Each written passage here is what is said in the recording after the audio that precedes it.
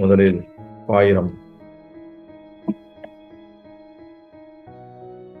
பொன்னிலம் மாதர் ஆசை பொருந்தினர் பொருந்தார் உள்ளம் தன்னில் அந்தரத்தில் ஜீவசாட்சி மாத்திரமாய் நிற்கும் எந்நிலங்களிலும் மிக்க எழுநிலம் அவற்றின் மேலாம் நன்னிலம் மருவும் ஏக நாயகன் பதங்கள் போற்றி ஈன்று அழித்து அழிக்கும் செய்கைக்கு ஏதுவாய் அயனாய் மாலாய் ஆன்ற ஈசனுமாய் தானே அனந்த மூர்த்தியுமாய் நிற்கும் பூன்ற முத்தனுமாய் இன்பப் புணரி ஆதவனாய் நாளும் தோன்றிய விமல போத சுரூபத்தை பணிகின்றேனே எவருடைய அருளால் யானே எங்குமாம் பிரம்மம் என்பால் கவருடைய புவனம் எல்லாம் கற்பிதம் என்று அறிந்து சுவருடை வெளிபோல் யான் என் சுரூப சுபாவமானேன் அவருடைய பத்மபாதம் அனுதினமும் பணிகின்றேனே என்னுடைய மனம் புத்தி இந்திய சரீரம் எல்லாம் என்னுடைய அறிவினாலே இரவிமுன் இமமே ஆக்கி என்னுடைய நீயும் நானும் ஏகம் என்று ஐக்கியம் செய்ய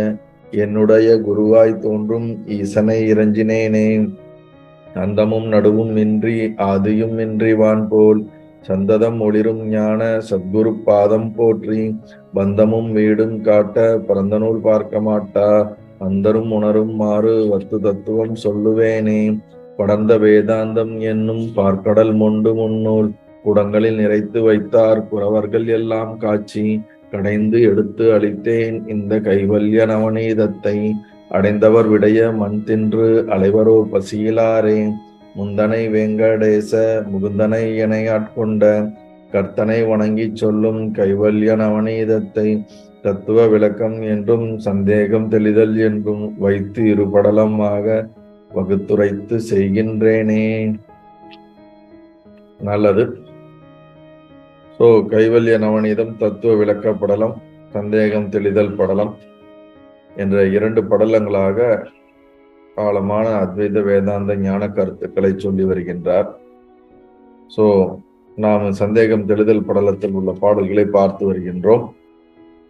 சென்ற வகுப்பில் நாம் 88 93 வரை உள்ள பாடல்களை பார்த்திருக்கின்றோம். அந்த ஒவ்வொரு பாடலுக்கான அர்த்தத்தை நினைவு கூர்ந்து இன்றைய வகுப்பிற்குள் சொல்வோம். முதலில் 88வது பாடல். இந்த நிச்சய முத்தருள் அனுபவம் இருப்பது எப்படி என்றால் சிந்தையற்ற பூமண்டல ராசனும் சிசுவும் போல் சுகமாவர் பந்த முத்திகள் மறந்துபோம் உண்டு என்று பவர் சொல்லின் நகையாவர் அந்தரத்தை உண்டு உமிழ்ந்தது ஓர் கொசு எனும் அவர்களே நகையாரே. இந்த பாடுக்கு என்ன அர்த்தம்? இந்த பிரம்மானந்த அனுபவம் அடைஞ்ச ஜீவன் முக்தர்கள் கிட்ட அந்த அனுபவம் எப்படி வெளிப்படும் அப்படின்னா, ஒரு எல்லா விதத்திலயும் பிரச்சனையே இல்லாத ஒரு ராஜா எப்படி சந்தோஷமா இருப்பாரோ அதே மாதிரி ஒரு குழந்தையோட ஒரு கலங்கம் இல்லாத ஒரு சந்தோஷம் ஆனந்தம் எப்படி இருக்கோ அந்த மாதிரி அந்த ஜீவன் முக்தர்கள் கிட்ட இந்த ஆனந்தம் வெளிப்படும் அப்படின்னு சொல்றாங்க. சோ அது இல்லாம இன்னொன்னு என்னன்னா, அவங்க கிட்ட அந்த பந்தம்ங்கிற எண்ணமும் இருக்காது. அந்த பந்தம் இருந்தாதான் முக்திங்கிற இத உணரணும் அப்படிங்கிற ஒரு எண்ணமும் வரும். இது ரெண்டுமே அவங்க கிட்ட இருக்காது அப்படின்னு சொல்றாங்க. பட் ஜென்ரலா ஒரு அஜ்ஞானவாதியோட பார்வையில இருந்து பார்த்தா ஜீவன் முக்தர்கள் அஜ்ஞான காலத்துல இருக்கப்ப நான் அஜ்ஞானத்தோட இருந்தேன், இப்ப எனக்கு ஞானம் கிடைச்சிடுது அப்படிங்கிற இருக்கிறதுனால அந்த பந்தமும் முக்தியுங்கிற எண்ணம் இருக்குன்ற ஒரு பார்வை இருக்கும். பட் அப்படி கிடையாது. அவங்களுக்கு அந்த தேத்தாங்கோட்டை எப்படி அந்த தண்ணியில இருக்க அழுக்க அழிச்சிட்டு தானும் அழிஞ்சு போயிடுறதோ அதே மாதிரி அஜ்ஞான காலத்துல இருக்கக்கூடிய அந்த 3 தேகங்களும் அந்த ஜீவன் முக்தர்கள் கிட்ட அழிஞ்சிடுறதுனால அவங்களுக்கு பந்தம்ங்கிற ஒரு விஷயம் அவங்களுக்கு இருக்காது. முக்தியை அடையணும் அப்படிங்கிற எண்ணமும் அவங்களுக்கு இருக்காது அப்படின்னு சொல்றாங்க.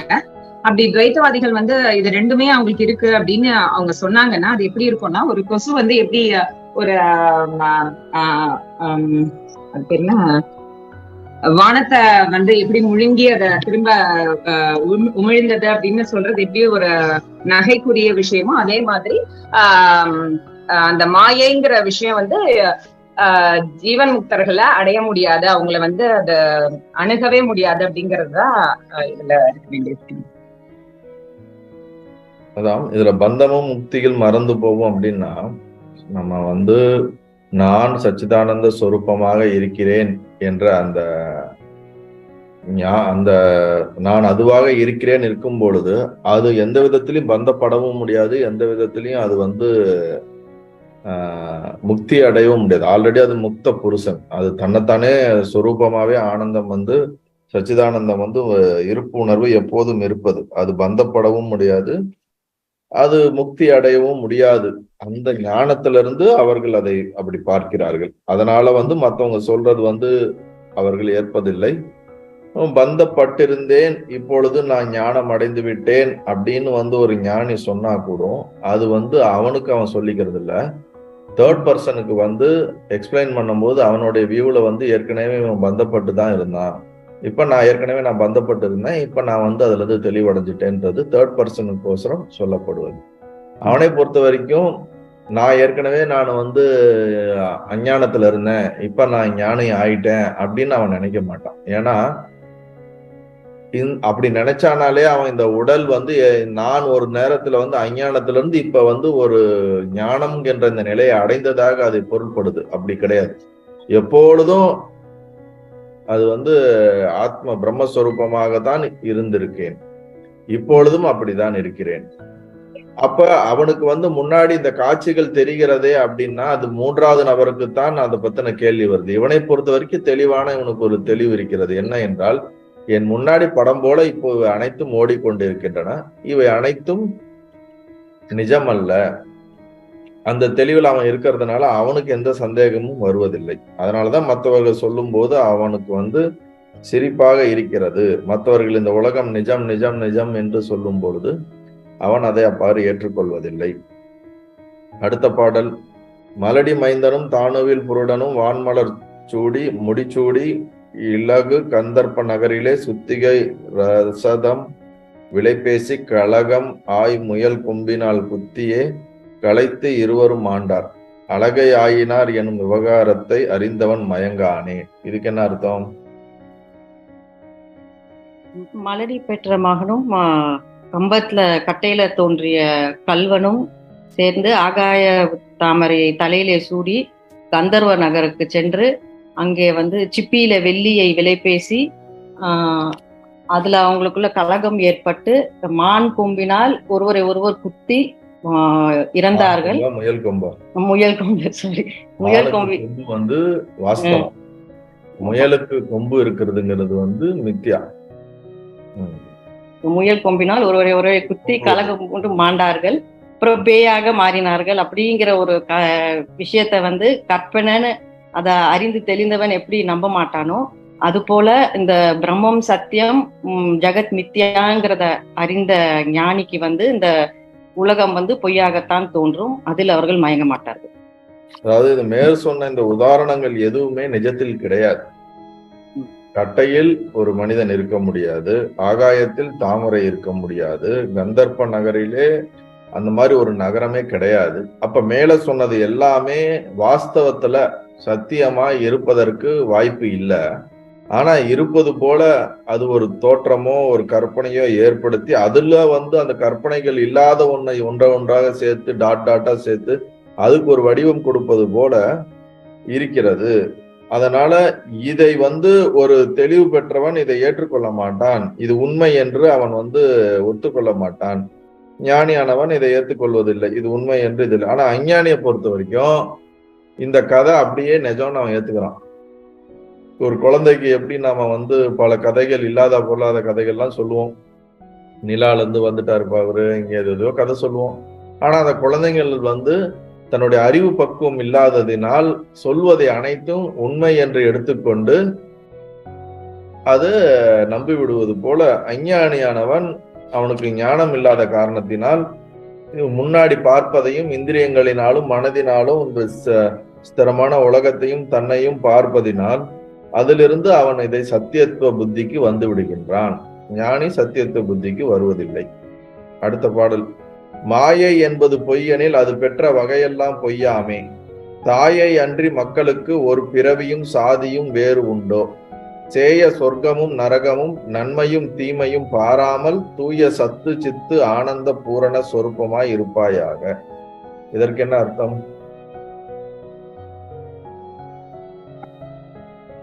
மாயை பொய்னாக்கா அதனால உற்பத்தியான எல்லாமே பொய் தானே அப்படின்னாக்கா, ஒரு தாய்க்கு பிறக்கிற குழந்தை வந்து இது தன்னுடைய தாயோட இதுவை ஒத்துருக்கும், சாயையில இருக்கும். பரப்பு குலம், ஐ மீன் பரப்பு ஜாதி எல்லாத்தையும் இது பண்ணாக்கா அது அம்மா மாதிரி தானே இருக்கும். அப்ப வந்து இந்த உலகம் மாயை அப்படின்னாக்கா எல்லாமே மாயை உண்மைனாக்கா உலகம் அப்போ உண்மையா? என்னது இது? இல்ல உலகம் எப்படி சத்தியம் ஆகும்? மாயைன்னு இருந்ததுனாக்கா உலகம் எப்படி சத்தியம் ஆகும்?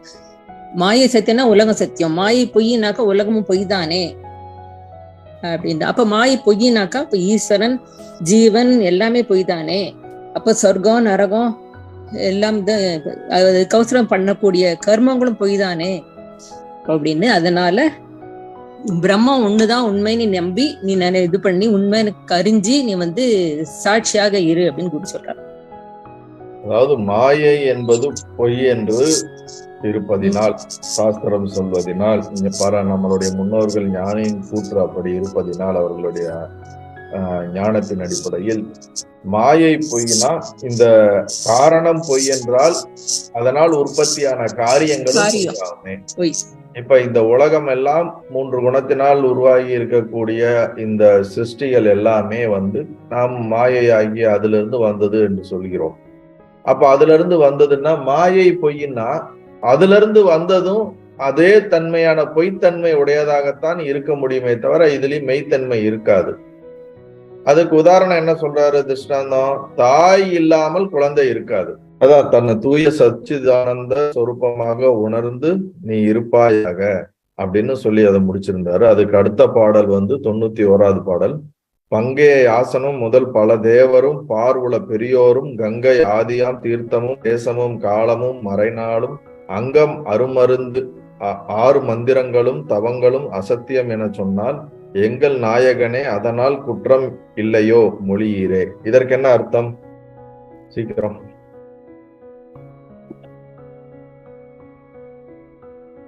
பிரம்ம முதலான எல்லா தேவர்களும் பொய்யினா, அப்ப சாஸ்திரம் கத்தவர்கள்னா பொய்யினாக்க, அப்புறம் கங்கை அந்த மாதிரி புண்ணிய நதியில நீராடுறது, அப்புறம் கோவிலுக்கு போறது, கஷேத்திராடனம் பண்றது, விரதம் இருக்கிறது, அப்புறம் இது எல்லாம் பொய்யா? அப்ப 4 வேதங்களுமே பொய்யாயிடுமா? இந்த வேதங்களோட அங்கங்கள்னு சொல்ற அந்த மந்திரங்கள் தவங்கள் எல்லாமே பொய்யாயிடுமா? இதெல்லாம் பொய்யினாக்கா இதெல்லாம் குற்றம் இல்லையா குருவே அப்படின்னு கேக்குறான்.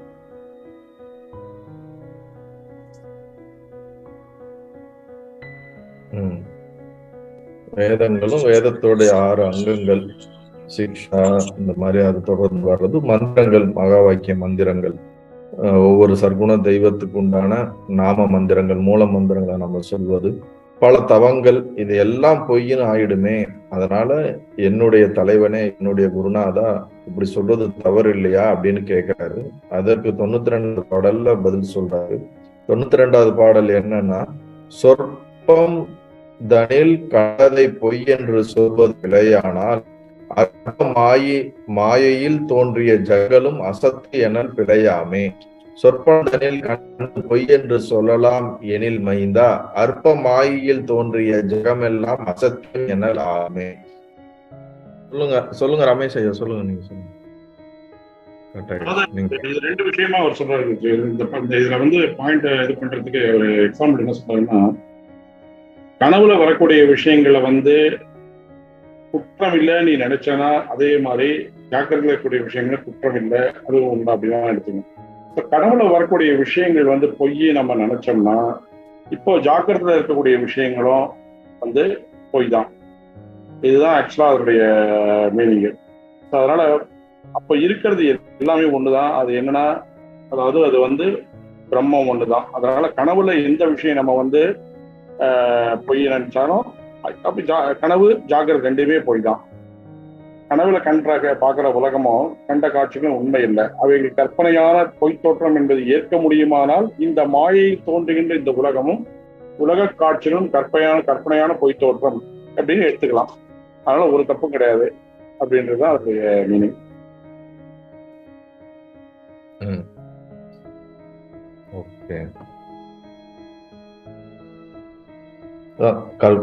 கனவுல காண்பது உண்மையானால் இப்ப பார்க்கறதும் உண்மை. கனவுல காண்றது பொய்ன்னு நீ சொல்றதுல தப்பு இல்லைன்னா இப்ப பாக்குறதும் பொய்ன்னு சொல்றதுல எந்த விதத்திலையும் தப்பு இல்லை அப்படிங்கிற அந்த அர்த்தத்தை தான், ரொம்ப எளிமையான அர்த்தம் தான் அது புரிஞ்சிருக்கும். அதுக்கு அடுத்த பாடல் போவோம். 93.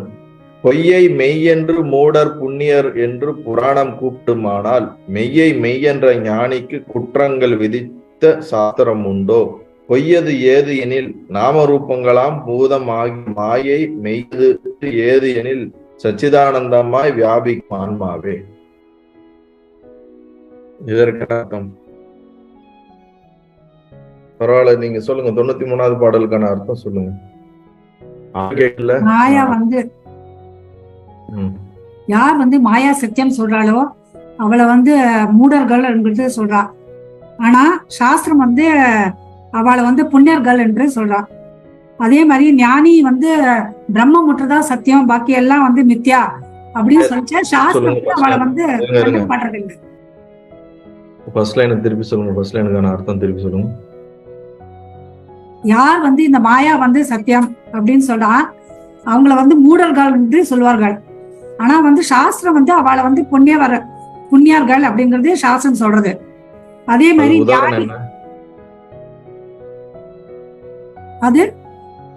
அதுக்கு உதாரணம் that is இந்த பிரபஞ்சம் மாயையை சத்தியம் சொல்றது யாரு? மாயையை சத்தியம் சொல்றது யாரு? துவைத்தவாதிகள், ஜீவர்கள். இல்ல, இந்த ஜீவ ஈஸ்வரன் ஜெகம் எல்லாமே உண்மைன்னு சொல்றது துவைத்தவாதிகள் சொல்றாங்க. சோ அப்படிப்பட்ட துவைத்தவாதிகளை தர்மவான்கள்னு புராணங்கள் சொல்றது.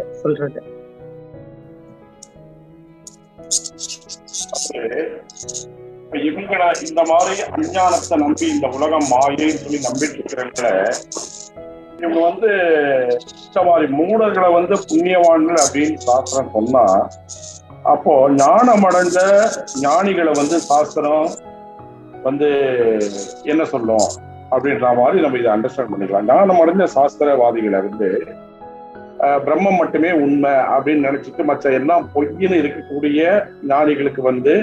ஞானிகளை வந்து குற்றம் சொல்லுமா சாஸ்திரம்? அப்படி சொல்லக்கூடிய சாஸ்திரம் உண்டா அப்படின்ற மாதிரி அவர் கேட்கிறாரு.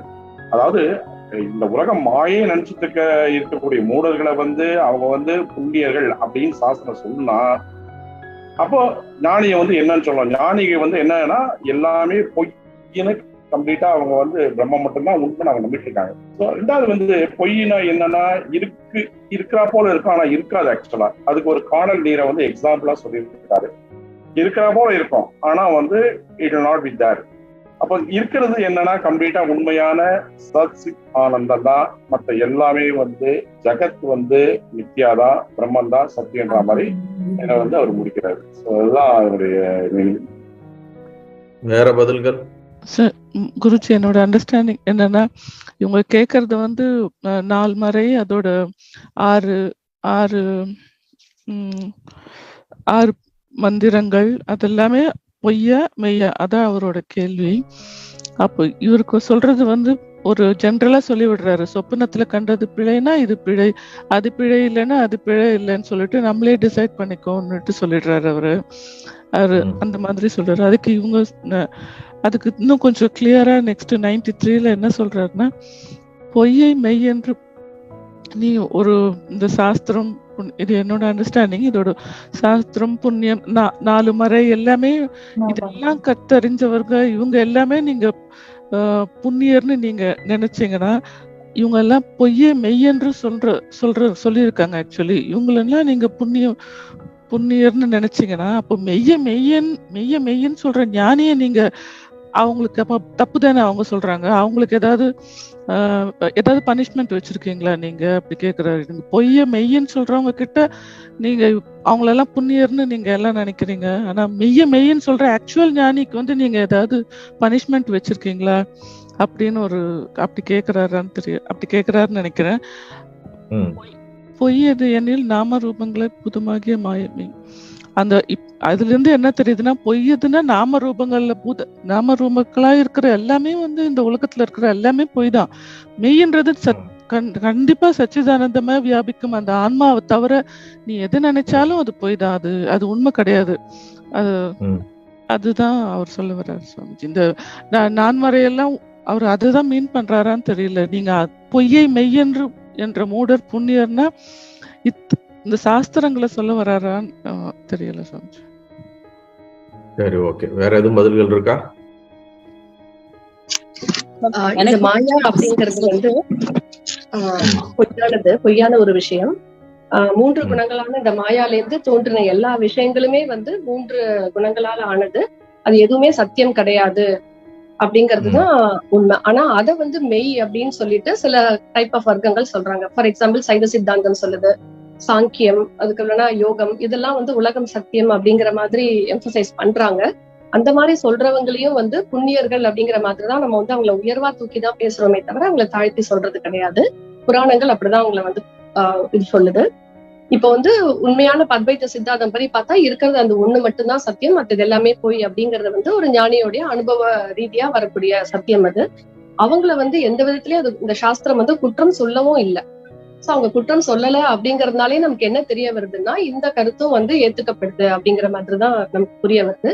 சோ இது சத்தியமான ஒரு விஷயம் தான் அப்படிங்கறது நமக்கு தெரியுது அப்படிங்கறத நீ புரிஞ்சுக்கோ அப்படிங்கிறாரு.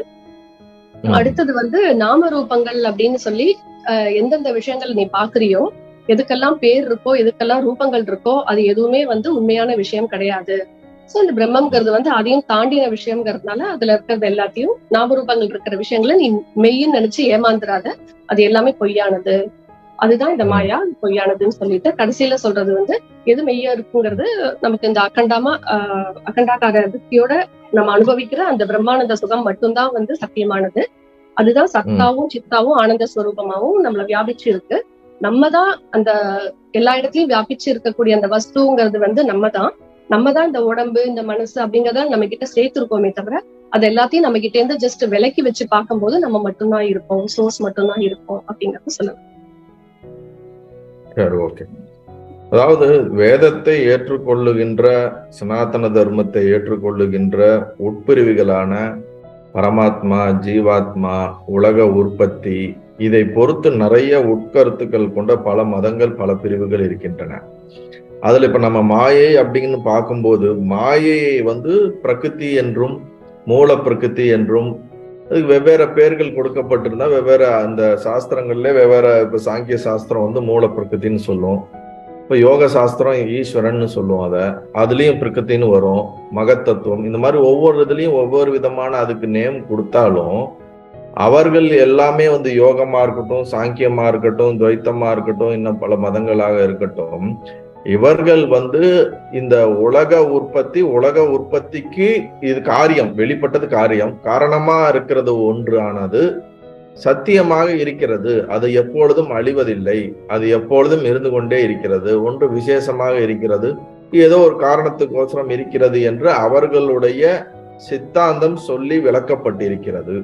அப்படி விளக்கப்பட்ட சித்தாந்தத்தை நிறுவிய பல ரிஷிகளை நாம் வந்து நாம்னு என்னது, நம்ம சாஸ்திரம் வந்து புராணங்களிலே வியாசர் பல இடங்களில அவர்களை வந்து புகழ்ந்து பல இடங்கள்ல அவர்களை கோட் பண்ணி, ஈவன் நீங்க பகவத்கீதையில எடுத்தீங்கன்னா சாங்கிய யோகம் தான் வரும் 2வது சாப்டர். அப்ப சாங்கிய யோகம்னா எதை குறிப்பிடுகிறது என்றால், சாங்கிய முனி யாரு? கபில முனி, அவர் உருவாக்கியதுதான். ஆனா அவர் சொல்றது வந்து அந்த இடத்துல வேதாந்தத்தை வந்து சாங்கிய சாஸ்திரம் சொல்றது இல்லை, அது சித்தாந்தம் வேற ஒன்று சொல்லுகிறது. அப்ப இந்த மாதிரி வெவ்வேறு இடங்களில இந்த ரிஷிகளை குறிப்பிட்டு பல இடங்கள்ல அவர்களை புகழ்ந்தும் சொல்லப்பட்டிருக்கிறது. அவர்களுடைய கருத்துக்களை ஏற்றுக்கொள்கிறோம். வேதாந்தத்திலே வந்து சங்கராச்சாரியார் வந்து, நீ இந்த வேதாந்தத்துக்கு முன்னாடி நீ சாதன சதுஷ்டியமுக்கு நீ தயாராயிருக்கணும், நீ யோகத்தை தெரிஞ்சிருக்கணும், யோக மதம் சொல்லக்கூடிய மனதை வந்து ஒருநிலைப்படுத்துவதற்கு உண்டான அந்த சமாதானத்துக்கு உண்டான தகுதியை பெற்றுட்டு இதுக்கு வா, அது உனக்கு தேவை அப்படின்னு பல இடங்கள் அவர் குறிப்பிட்டிருக்காரு. அப்ப பல மதங்கள்ல சொல்லப்படக்கூடிய கருத்துக்களை நாம் எடுத்துக்கொள்கிறோம். அவர்கள் இந்த ரிஷிகளையும் நாம் வணங்குகிறோம், போற்றுகிறோம், புகழுகிறோம். அப்படி என்று நம்மளுடைய சாஸ்திரங்களிலே குறிப்பிடப்பட்டிருந்தாலும் இந்த உலகமோ இந்த மாயை என்று சொல்றது வந்து மித்யா, வெறும் பிரம்மம் மட்டும்தான் இருக்கிறது என்று சொல்லக்கூடிய ஞான புருஷர்களை நம்மளுடைய சாஸ்திரங்களிலே எங்காவது அவர்களே நிந்திக்கப்பட்டிருக்கிறதா, அவர்கள் தவறு என்று குறிப்பிடப்பட்டிருக்கிறதா, அவர்கள் சொல்லக்கூடிய சித்தாந்தம் தவறு என்று குறிப்பிடப்பட்டிருக்கிறதா என்றால் நம்மளுடைய மூளை எந்த சாஸ்திரத்திலும் குறிப்பிடப்படவில்லை. ஏனென்றால் அதைத்தான் அது எஸ்டாப்ளிஷ் பண்ணது. அப்ப அதை சொல்றவங்களை எப்படி அதை நிந்திக்க முடியும்? நிந்திக்க முடியாது.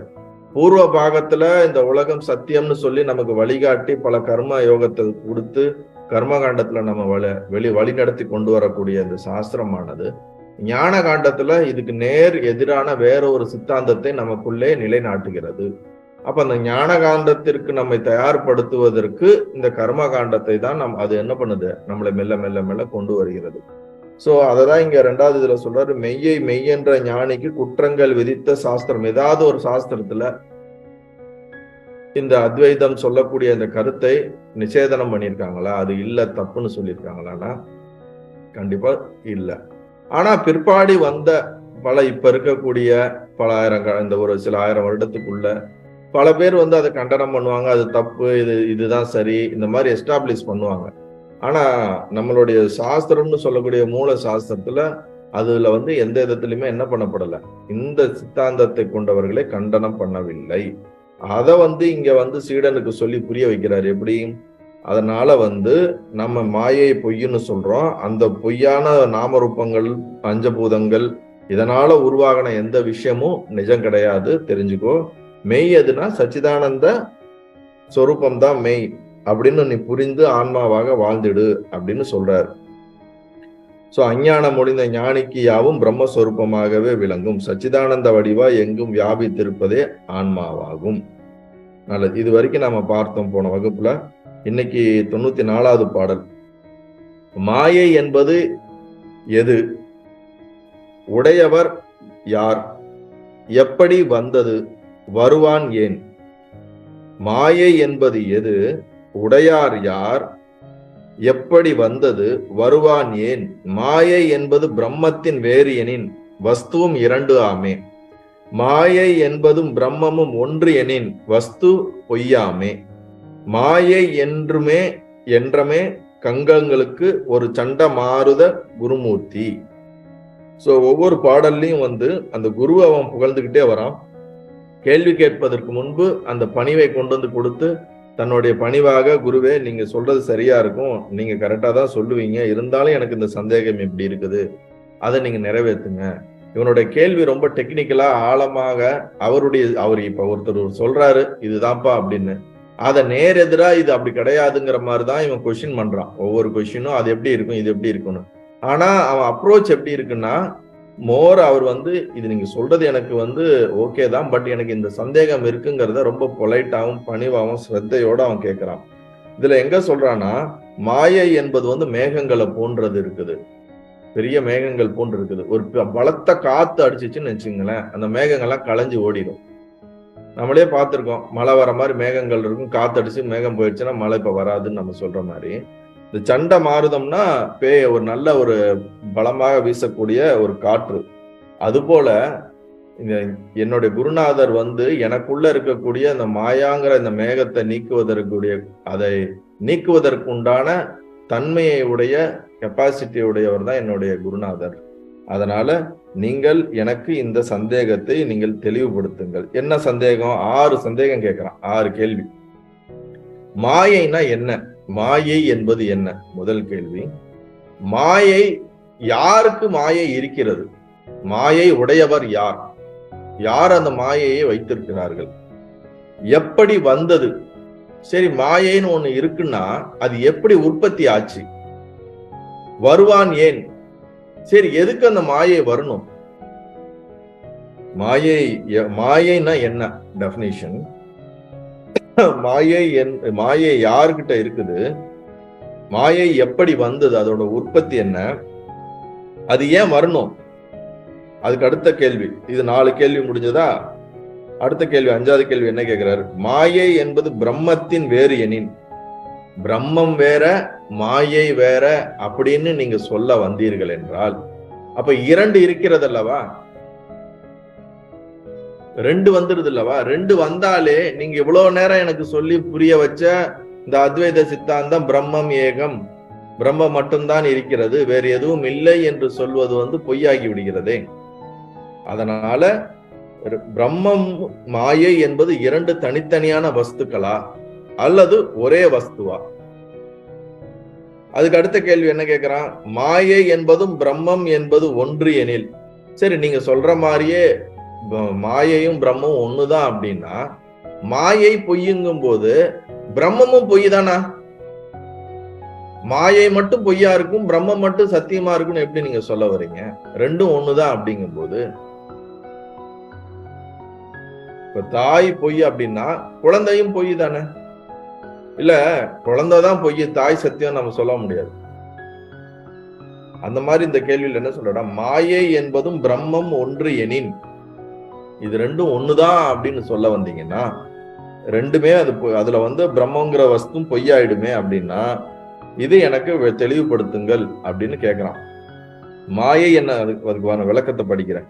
மாயை என சொல்லப்படுவது எத்தகையது, அதனை உடையவர் யார், அதன் உற்பத்தி எப்படி, அது எக்காரணத்தினால் வந்தது, மாயை பிரம்மத்தினின்று வேறானது எனின் பிரம்மம் ஏகம் என்பதன்றி இரண்டு பொருட்கள் ஆகுமே, அத்வைதம் சித்திக்காதே.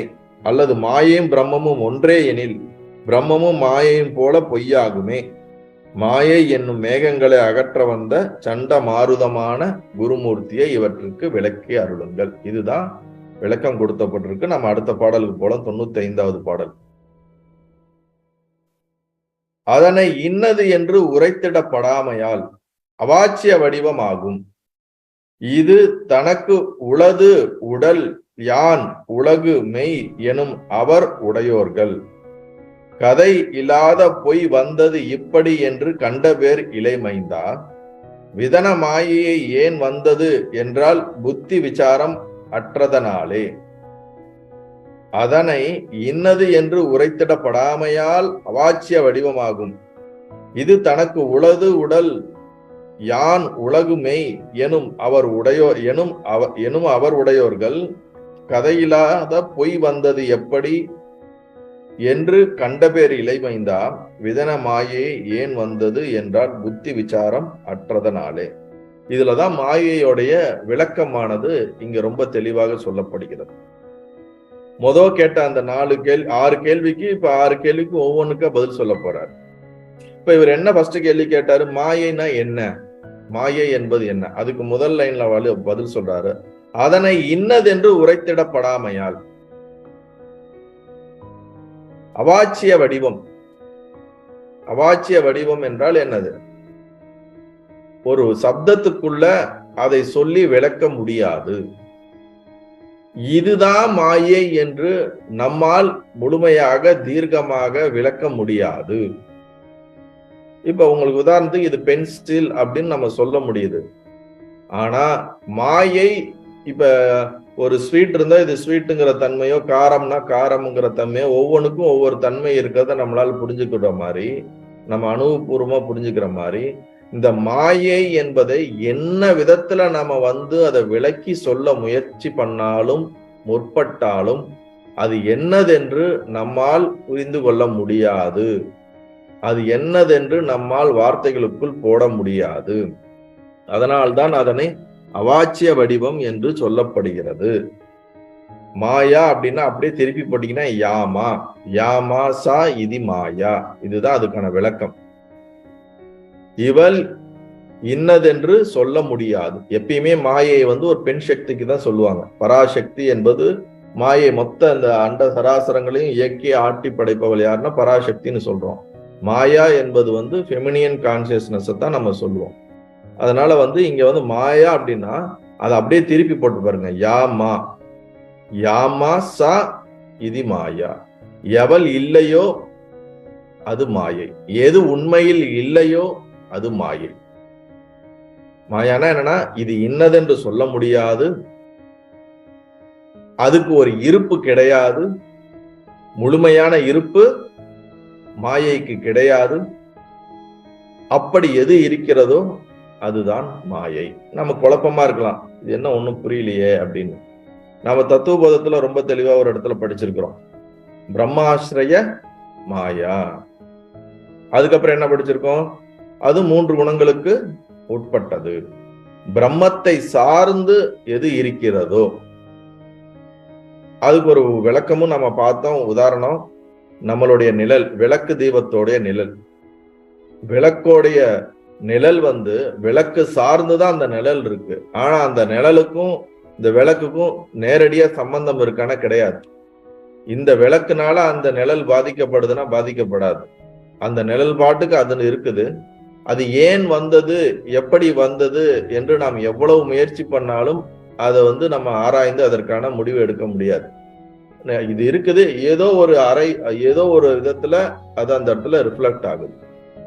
அதே போல இந்த மாயை தானாக தனியாக இருக்க முடியுமா? இப்ப இந்த விளக்குல இருந்து வரக்கூடிய நிழலை தனியா பிரிச்சு வைக்க முடியுமா? வைக்க முடியாது.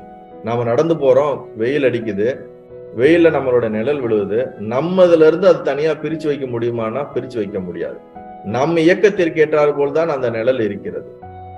ஆனா நமக்கும் அந்த நிழலுக்கும் நேரடியா ஏதாவது அதுல ஒரு அடிபட்டுச்சுன்னா நமக்கு வலிக்குதானா? வலிக்காது. நமக்கு அது நேரடியா சம்பந்தம் இருக்கானா?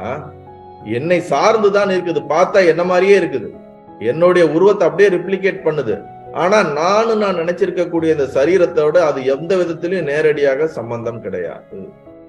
ஆனா என்னை அப்படியே பிரதிபலிக்கக்கூடிய, என்னை மூலையே அது தோற்றத்தை கொடுக்கக்கூடிய தன்மை கொண்டிருக்கிறது. நான் இல்லை என்றால் அந்த நிழலும் இருக்க முடியாது. அப்ப என்னை சார்ந்து, அதற்கு நான் நேரடியாக அதை ஹோல்ட் பண்ணி நான் தான் அதை உற்பத்தி பண்றேன், நான் தான் அதை வச்சிருக்கேன்னா அப்படி கிடையாது. அதோட மீனிங் வேறையா இருக்கு. அதே போலதான் பிரம்மம் முழுமையான இருப்பு உணர்வு, எப்பொழுதும் இருக்கக்கூடிய சத்திய உணர்வு. ஆனால் இந்த மாயையானது எல்லா காலத்திலும் இருக்கிறதா என்றால் கிடையாது. அதற்கு ஒரு முழுமையான இருப்பு உணர்வு அற்றது. அது இப்படி என்று நம்மால் சொல்ல முடியாது. வார்த்தைகளால் அதனை நாம் எவ்வளவு முயற்சி பண்ணாலும் விளக்க முடியாது. அதனால்தான் அவாச்சிய அப்படின்னு நம்ம சொல்றோம். காரண சரீரத்துல நம்ம படிச்சிருப்போம், காரண சரீரம் கிம் அப்படின்னு வரும்போது, அனிர்வாச்சியம் அனாதி அவித்யா ரூபம் சரீரத்வயஸ்ய காரணமாத்திரம் சத் ஸ்வஸ்வரூப அஞ்ஞானம் நிர்விகல்ப ரூபம் யதஸ்தி தத் காரண சரீரம் அப்படின்னு சொல்லி நம்ம தத்துவபோதத்துல படிச்சிருக்கிறோம். ஞாபகப்படுத்தி பார்த்தீங்கன்னா தெரியும். அதுல முதல் வார்த்தையே வர்றது அனிர்வாச்சியம் அனாதி அவித்யா ரூபம் அப்படின்னு. அப்படின்னா என்னது? இப்படிப்பட்டது என்று வரையறுக்க கூட முடியாததாலும் நம்மளால வார்த்தைகளால எப்பயுமே நம்மளால அதை விளக்கி சொல்ல முடியாது. அதனாலதான் அதை மாயை என்று சொல்லுகின்றோம். அப்ப எப்படிங்க நீங்க 3 குணம் அப்படின்னு நீங்க சொல்ல வரீங்க அப்படின்னா, காரியத்தை வைத்துக்கொண்டு காரணத்தை நாம் அனுமானம் செய்கின்றோம். இந்த உலகம் எப்படி உற்பத்தி ஆகியிருக்கு, இந்த உலகத்தில் இருக்கக்கூடிய தன்மையை சார்ந்துதான் இது உருவாகி இருக்கக்கூடிய ஒன்று இருக்க முடியும். ஒரு குழந்தை இருக்கிறார்கள் என்றால் அந்த குழந்தையோட முக அமைப்பை வைத்து அவர்களுடைய தாய் இவர்கள் என்று நம்மால் என்ன பண்ணி, ஒரு 5 பேர் தாய் இருக்காங்க, ஒரு குழந்தை இருக்குது, 5 பேர் வெவ்வேறு தாய்கள். ஆனா அதுல இருக்கிற ஒருத்தருடைய குழந்தை தான் இங்க இருக்குது. நம்ம இந்த குழந்தை முகத்தை வச்சு தாயை நம்ம என்ன பண்ணிட முடியும், இவங்கதான் இருக்க முடியும்னு சொல்லி நம்ம யூகம் பண்ண முடியுது. அப்ப நேரடியா நமக்கு தாய் யாரும் தெரியலனாலும் அவர்களுடைய குழந்தையை வைத்துக்கொண்டு தாய் இவர்களாக இருக்க முடியும் என்று நம்ம யூகிப்பது போல இந்த விஷயத்திலாவது தாய் கண்ணுக்கு தெரியுது. ஆனா அந்த மாயை விஷயத்துல அது கண்ணுக்கு தெரியாதது.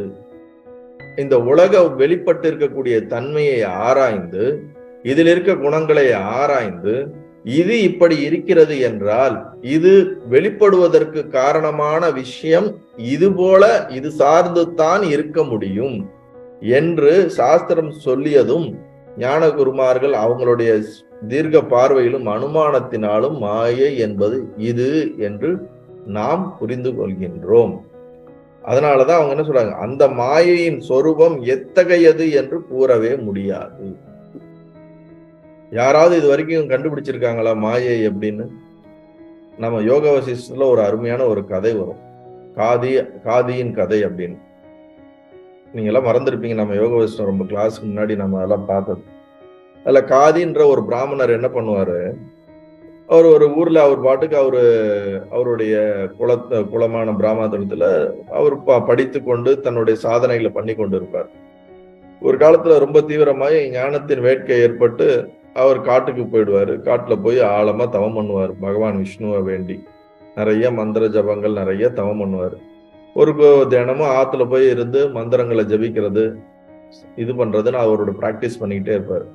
ஒரு காலத்துல விஷ்ணு அவருக்கு அப்பியர் ஆகி உனக்கு என்ன வரம் வேணும் அப்படின்னு கேட்கிறாரு. உடனே இவர் என்ன கேட்கிறாரு, எனக்கு மாயைனா என்னன்னு எனக்கு தெரிஞ்சுக்கணும், மாயை பத்தி நான் புரிஞ்சுக்கணும் அப்படின்றார். உடனே பகவான் விஷ்ணு என்ன பண்ணிடுறாரு, சரி உனக்கு அது புரியட்டும் அப்படின்ட்டு அவர் என்ன பண்றாரு, பிளஸ் பண்ணிட்டு போயிடுறாரு. போய் ஒரு 10 நாள் 15 நாள் ஆயிடுது. அதுக்கப்புறம் இவருக்கு தெரியல, என்னடா மாயைன்னு நம்ம கேட்டோமே, நமக்கு இது வரைக்கும் ஒன்றும் புரியலையான்னு. ஒரு நாள் தெரியும், ரெகுலரா டெய்லியும் போய் ஆத்துல ஸ்நானம் பண்ற மாதிரி இன்னைக்கும் போய் அவர் என்ன பண்றாரு, ஸ்நானம் பண்றாரு. அவர் தண்ணி முழுகி எந்திரிக்கும் போது அவருக்கு தன்னுடைய சுயநினைவை இழக்கிறாரு. ஆனா அவரு உள்ளுக்குள்ள உடல் வெளியில இருக்க விஷயத்த மறந்துடுறாரு. ஆனா தனக்குள்ள தான் இறப்பதாகவும் தான் இறந்து போவதாகவும் தன்னை சுத்தி இருக்கிற மனிதர்கள் தன்னுடைய சொந்தங்கள் எல்லாம் அழுவதாகவும் இறந்து நான் இன்னொரு இடத்திலே பிறப்பதாகவும் அங்கே எப்படி அவர் பிறக்கிறாருன்னா ஒரு கீழான ஒரு குடியிலே ரொம்ப கீழான ஒரு நாய்களை அடித்து சாப்பிடக்கூடிய அந்த ஒரு விதமான ஒரு வாழக்கூடிய மனிதர்கள் இடத்திலே ஒரு பெண்ணுக்கு ஒரு கருவாக அங்க போய் சேர்கிறார். அங்கிருந்து அவர் பிறக்கிறார். அவர்களை என்ன சொல்லுவாங்கன்னா சண்டாளர்கள் அப்படின்னு சொல்லுவாங்க. சோ சண்டாள குலத்திலே அவர் பிறந்து அங்க வாழ்ந்து கொண்டிருக்கிறார். அப்ப அதுக்கப்புறம் அங்கிருந்து வாழ்ந்து அவருக்கு அண்ணன் தம்பி தங்கைகள் ஒரு குடும்பம் சொந்தங்கள் உறவுகள் அந்த வாழ்க்கையில ரொம்ப காலம் அவர் வாழ்ந்துகிட்டே இருக்கிறாரு. வாழ்ந்துகிட்டே வர வர என்ன ஆயிடுதுன்னா அவருடைய சொந்தங்கள் எல்லாம் ஒவ்வொருத்தரா இறக்க ஆரம்பிக்கிறாங்க. கூட பிறந்தவங்க எல்லாம் இறக்க ஆரம்பிக்கிறாங்க. இவருக்கு என்னடா அது எல்லாரும் இறக்க ஆரம்பிக்கிறாங்களோ இவருக்கு ரொம்ப ஒரு மன வருத்தம் ஏற்பட்டது. உடனே இவர் அங்கிருந்து என்ன பண்றாரு, விலகி வேறொரு நாட்டுக்கு அவர் நடக்க ஆரம்பிக்கிறார். அவர் எந்த நாட்டுக்கு போறாருன்னா கிராங்கிற ஒரு நாட்டுக்கு போறார். அங்க என்ன ஆகுதுன்னா ஏற்கனவே இருந்த அரசன் இறந்து போயிடுறான். இறந்து போனதுனால அரசனை தேட சொல்லி ஒரு யானை கிட்ட பூவை கொடுத்து அவங்க என்ன பண்றாங்க, எங்கேயா யார் கழுத்துல இந்த மாலை போடப்படுகிறதோ அவர் தான் அடுத்த அரசன்றாங்க. இவன் அந்த இடத்துல அந்த ஒரு நாட்டை நோக்கி அவன் என்ன பண்ணிட்டு இருக்கான், எல்லாத்தையும் வாழ்க்கையை வெறுத்து வந்துகிட்டே இருக்கிறான். இவனுடைய கழுத்துல மாலை விழுந்தோன்னா இவரு தான் ராஜா அப்படின்னு சொல்லி என்ன பண்ணிடுறாங்க, எல்லாரும் கூப்பிட்டு இவரை ராஜா ஆக்கிடுறாங்க. அந்த அமைச்சர்கள் எல்லாம் இவருக்கு ராஜபோகம்னா ஆசை விடுமா என்ன, அடடா இவ்வளவு பெரிய ராஜபோகம் வருதுன்னு அதுல ராஜபோகத்தோட நல்லா ஆட்சி பண்ணிக்கிட்டே வர்றாரு. 8 வருஷம் போயிடுது. இதுல இவர் 8 வருஷம் போய் இந்த ஊருக்குள்ள அந்த ராஜா வளம் வந்துட்டு இருக்கும்போது இவர் ஏற்கனவே வாழ்ந்து இருந்த காட்டுக்கு நடுவுல அவங்க குளத்துல வாழ்ந்துட்டு இருந்த ஒருத்தர் அந்த பக்கம் வரும்பொழுது அவர் பாத்துறாரு. இவரை பார்த்தோன்னா தெரிஞ்சிருது, அடடா இவன் அவனாச்சு, இவன் என்ன இங்க இப்ப ராஜாவுடைய அரண்மனையில ஏதாவது ராஜானே தெரியல அவனுக்கு, இவன் உடைய பார்த்துட்டு ராஜாவோட அரண்மனையில ஏதோ வேலை பார்க்கறான் போல இருக்குன்னா அவனுடைய பேரை சொல்லி நீதானே அது அப்படின்னு சொல்லி கூப்பிட ஆரம்பிச்ச உடனே இவனுக்கு தெரிஞ்சிருச்சு, ஆஹா நம்மளை எவனோ ஒருத்தன் ஐடென்டிஃபை பண்றான். இவன் அது வரைக்கும் தான் எந்த குலத்தில் பிறந்தேன் நான் என்னவாக இருந்தேன் என்பதையெல்லாம் மறைத்து வைத்திருந்திருக்கிறான். உடனே அப்ப அவரு சொன்ன உடனே இவன் அந்த இடத்த விட்டு அரண்மனைக்கு போயிடுறாரு இந்த ராஜா. உடனே சுத்தி இருந்த அமைச்சர்களுக்கு தெரிஞ்சிருது, ஓ இதுல ஏதோ ஒரு ரகசியம் இருக்குன்னு சொல்லி அதுக்கப்புறம் எல்லாம் தெரிய வந்த உடனே அவங்களுக்கு ரொம்ப ஒரு வருத்தமாகி மிகப்பெரிய ஒரு அதர்மத்தை பண்ணிட்டோம் தர்மத்தை பண்ணிட்டோம், அதனால இதுக்கு மேல நம்ம உயிர் வாழ்றது ஒன்றும் இதே கிடையாது, இந்த பாவத்துக்கு நமக்கு எந்த விமோச்சனமும் கிடையாதுன்னு சொல்லி ஒரு அக்னியை மூட்டி நெருப்பை மூட்டி அதுல எல்லாம் என்ன பண்ணிடுறாங்க, இந்த அமைச்சர்கள் யாரெல்லாம் அதற்கு காரணமா இருக்குங்களோ தன்னுடைய பாவம் போகட்டுன்னு அதுல விழுந்து இறந்துடுறாங்க. இதை கேட்ட ராஜாவுக்கு அவருக்கு ரொம்ப மனசு துக்கமாகி நம்மளால தானே எல்லாருக்கும் இந்த பிரச்சனை அப்படின்னு சொல்லி அவரு என்ன பண்ணிடுறாரு, அந்த அக்னியில விழுந்துடுறாரு. அக்னியில விழுந்து அவர் இறந்த மாத்திரத்துல டக்குன்னு இந்த காதிங்கிறவர் யார் இந்த ஆத்துல உள்ளுக்குள்ள போய் ஸ்நானம் பண்ணிட்டு வெளியே வரும்போது அவரை அனைத்தும் மறந்தாரோ அவர் கண்ணை விழிக்கிறார். கண்ணை விழிச்சோன்னதான் தெரியுது, ஆஹா இவ்வளவு நேரம் நாம என்ன பண்ணிட்டு இருந்தோம், கனவு காண்டு கொண்டு இருந்தோமா, இது நிஜமா இது பொய்யா, நாம் எங்கோ ராஜாவாக இருந்திருக்கிறோம், அதற்கு முன்பு ஒரு இடத்திலே பிறந்திருக்கிறோம், கீழான இடத்திலே பிறந்து நாம் அந்த வாழ்க்கையை வாழ்ந்து நமக்கு சொந்தங்கள் பந்தங்கள் பிள்ளைகள் மனைவிகள் எல்லாம் இருந்தார்களே, அனைவரும் அழிந்தார்களே, அதற்கு பின் நாம் ஒரு அரசனானமே, பின்பு நாம் ஒரு நெருப்பிலே விழுந்து விட்டோமே, இப்ப நான் கண் விழிச்சதுக்கு அப்புறம் தான் அப்ப நான் இறக்கவில்லை, நான் இன்னமும் என்னவா இருக்கிறேன், உயிரோடு தான் இருக்கிறேன் என்று அவனுக்கு புரிந்து இவனுக்கு இதையே யோசிச்சுட்டு இவன் பாட்டுக்கு வாழ்ந்துகிட்டு இருக்கான். அப்ப இவனுடைய குடிசைக்கு இன்னொரு பிராமணர் வராரு. அவர் பார்க்க ரொம்ப எலும்பும் தோலுமுமா அவர் பாட்டுக்கு வராரு. இவர் இடத்துல 1 நாள் 2 நாள் தங்குறாரு. அப்ப அவர்கிட்ட அவர் பேசிட்டு இருக்கும்போது, நீங்க எங்க இருந்து வரீங்க, என்ன ஏது, ஏன் இவ்வளவு மெலிதா இருக்கீங்க அப்படிங்கும்போது, நான் ஒரு பெரிய தவம் பண்ணிக்கிட்டு இருக்கேன். நான் வந்து ஒரு பாவம் ஆயிடுச்சு. அந்த பாவத்துல இருந்து நான் இது பண்றதுக்கு நிறைய விரதம் இருக்கிறேன். அதனால என்னுடைய உடல் இப்படி இருக்குது. அப்படியா, என்ன ஆயிடுச்சு, என்னன்னு கேட்கும்போது அவர் சொல்றாரு, பக்கத்துல இவ்வளவு தூரம் தள்ளி ஒரு நாடு இருக்குது, அதுக்கு பேர் கிரா நாடு. அங்க ஒரு ராஜா இருந்தாரு. அந்த ராஜா வந்து பொய் சொல்லிட்டு தன்னுடைய குலத்தை மாத்தி சொல்லி ஒரு கீழானவர் வந்து பெரிய ராஜாவாயிட்டாரு. அதனால அந்த தேசமே வந்து ஒரு அழுக்குப்பட்டு விட்டு, வாட் எவர் இட் இஸ், அது வந்து தவறான ஒரு அதர்மமாகி விட்டது. அங்கே நான் இருந்து அனைத்து இதையும் செய்து கொண்டிருந்தேன். அதனால் எனக்கும் வந்து அந்த அதில் பங்கு இருக்கிறது. அதனால் என்னையே நான் வருத்தி கொண்டு தவம் செய்து கொண்டு வருகின்றேன் அப்படின்னு சொன்ன உடனே இந்த காதிங்கிறவருக்கு என்ன ஆயிடுச்சு, என்னடா அது, நம்ம கனவுலதான் நாம இதை நினைச்சிட்டு இருந்தோம், இவர் யாரோ ஒருத்தர் வந்து அதே கதையை சொல்றாரு, அதே போல இருக்குதுன்னு கேட்டுட்டு இவர் சொல்ற விஷயங்கள் எல்லாம் கேட்டுட்டு எல்லாமே சிமிலாரிட்டி இருக்கு, மேட்ச் ஆகுது. உடனே இவரு போயிடுறாரு. அதுக்கப்புறம் இவர் என்ன பண்றாரு, காது அது எந்த பக்கம் இருக்குன்னு சொல்லி அந்த நாட்டை நோக்கி போறாரு. அங்க இருக்க மக்கள்கிட்ட எல்லாம் விசாரிக்கிறாரு.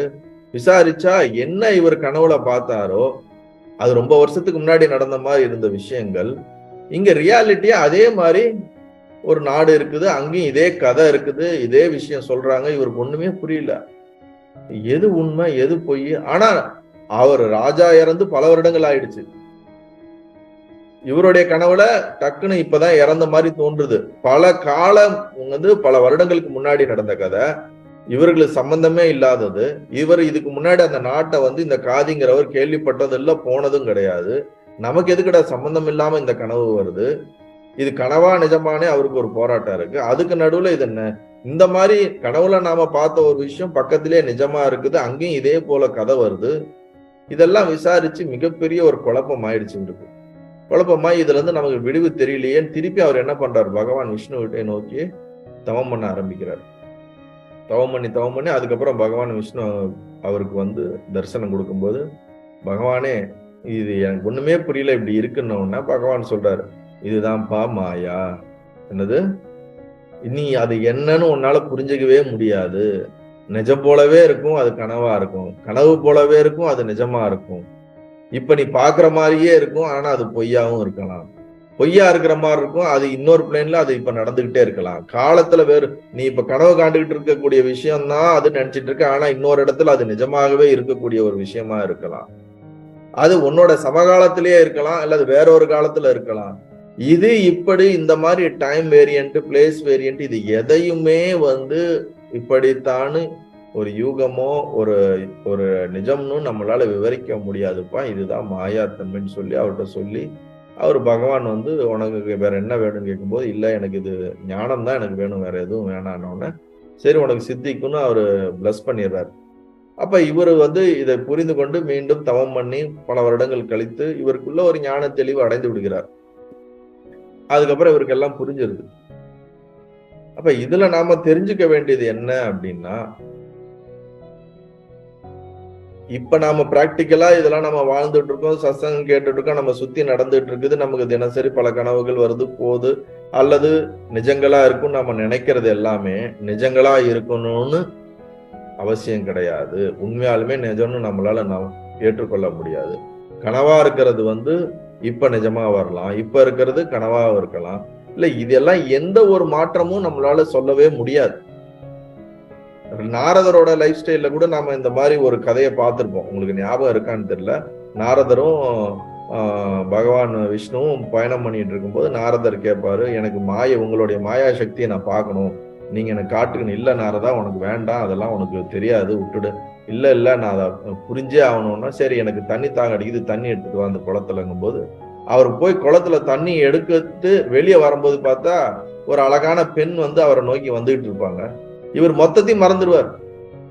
தான் பகவானுக்கு தண்ணி எடுத்துட்டு போகணுங்கிறத மறந்துட்டு இந்த பெண்ணை பார்த்து மயங்கி அந்த பெண்ணோடையே போய் அவர் கல்யாணம் பண்ணி குழந்தை பெற்று பல வருடங்கள் அங்கேயே வாழ்ந்து தான் யார் என்றும் தன்னுடைய வந்த பர்பஸ் என்ன இதெல்லாம் மறந்து அவர் பின்னாடியே போயிட்டு, அப்புறம் அந்த இடத்துல பஞ்சம் வந்து நிறைய இறப்புகள், அவருடைய குடும்பத்துல இறப்புகள், இதெல்லாம் தாங்க முடியாம திருப்பியும் வரும்பொழுது இந்த மாதிரி கதை வந்துகிட்டே இருக்கும். கடைசியில அவர் வந்து அந்த குளத்துல திருப்பி முழிச்சு எந்திரிக்கும் போது பகவான் இருப்பாரு. அப்பதான் நான் கேட்பாரு, எங்கப்பா நான் தண்ணி கேட்டேனே குடிக்கிறதுக்கு, நீ கொண்டே வரலையேன்னு ஒண்ணுதான் இவருக்கு ஞாபகம் வரும். ஓஹோ, அப்ப இவ்வளவு காலம் நாம வந்து ஒரு சின்ன விஷயத்திலேயே எங்கேயோ போய் மாட்டி மயங்கிட்டோமே.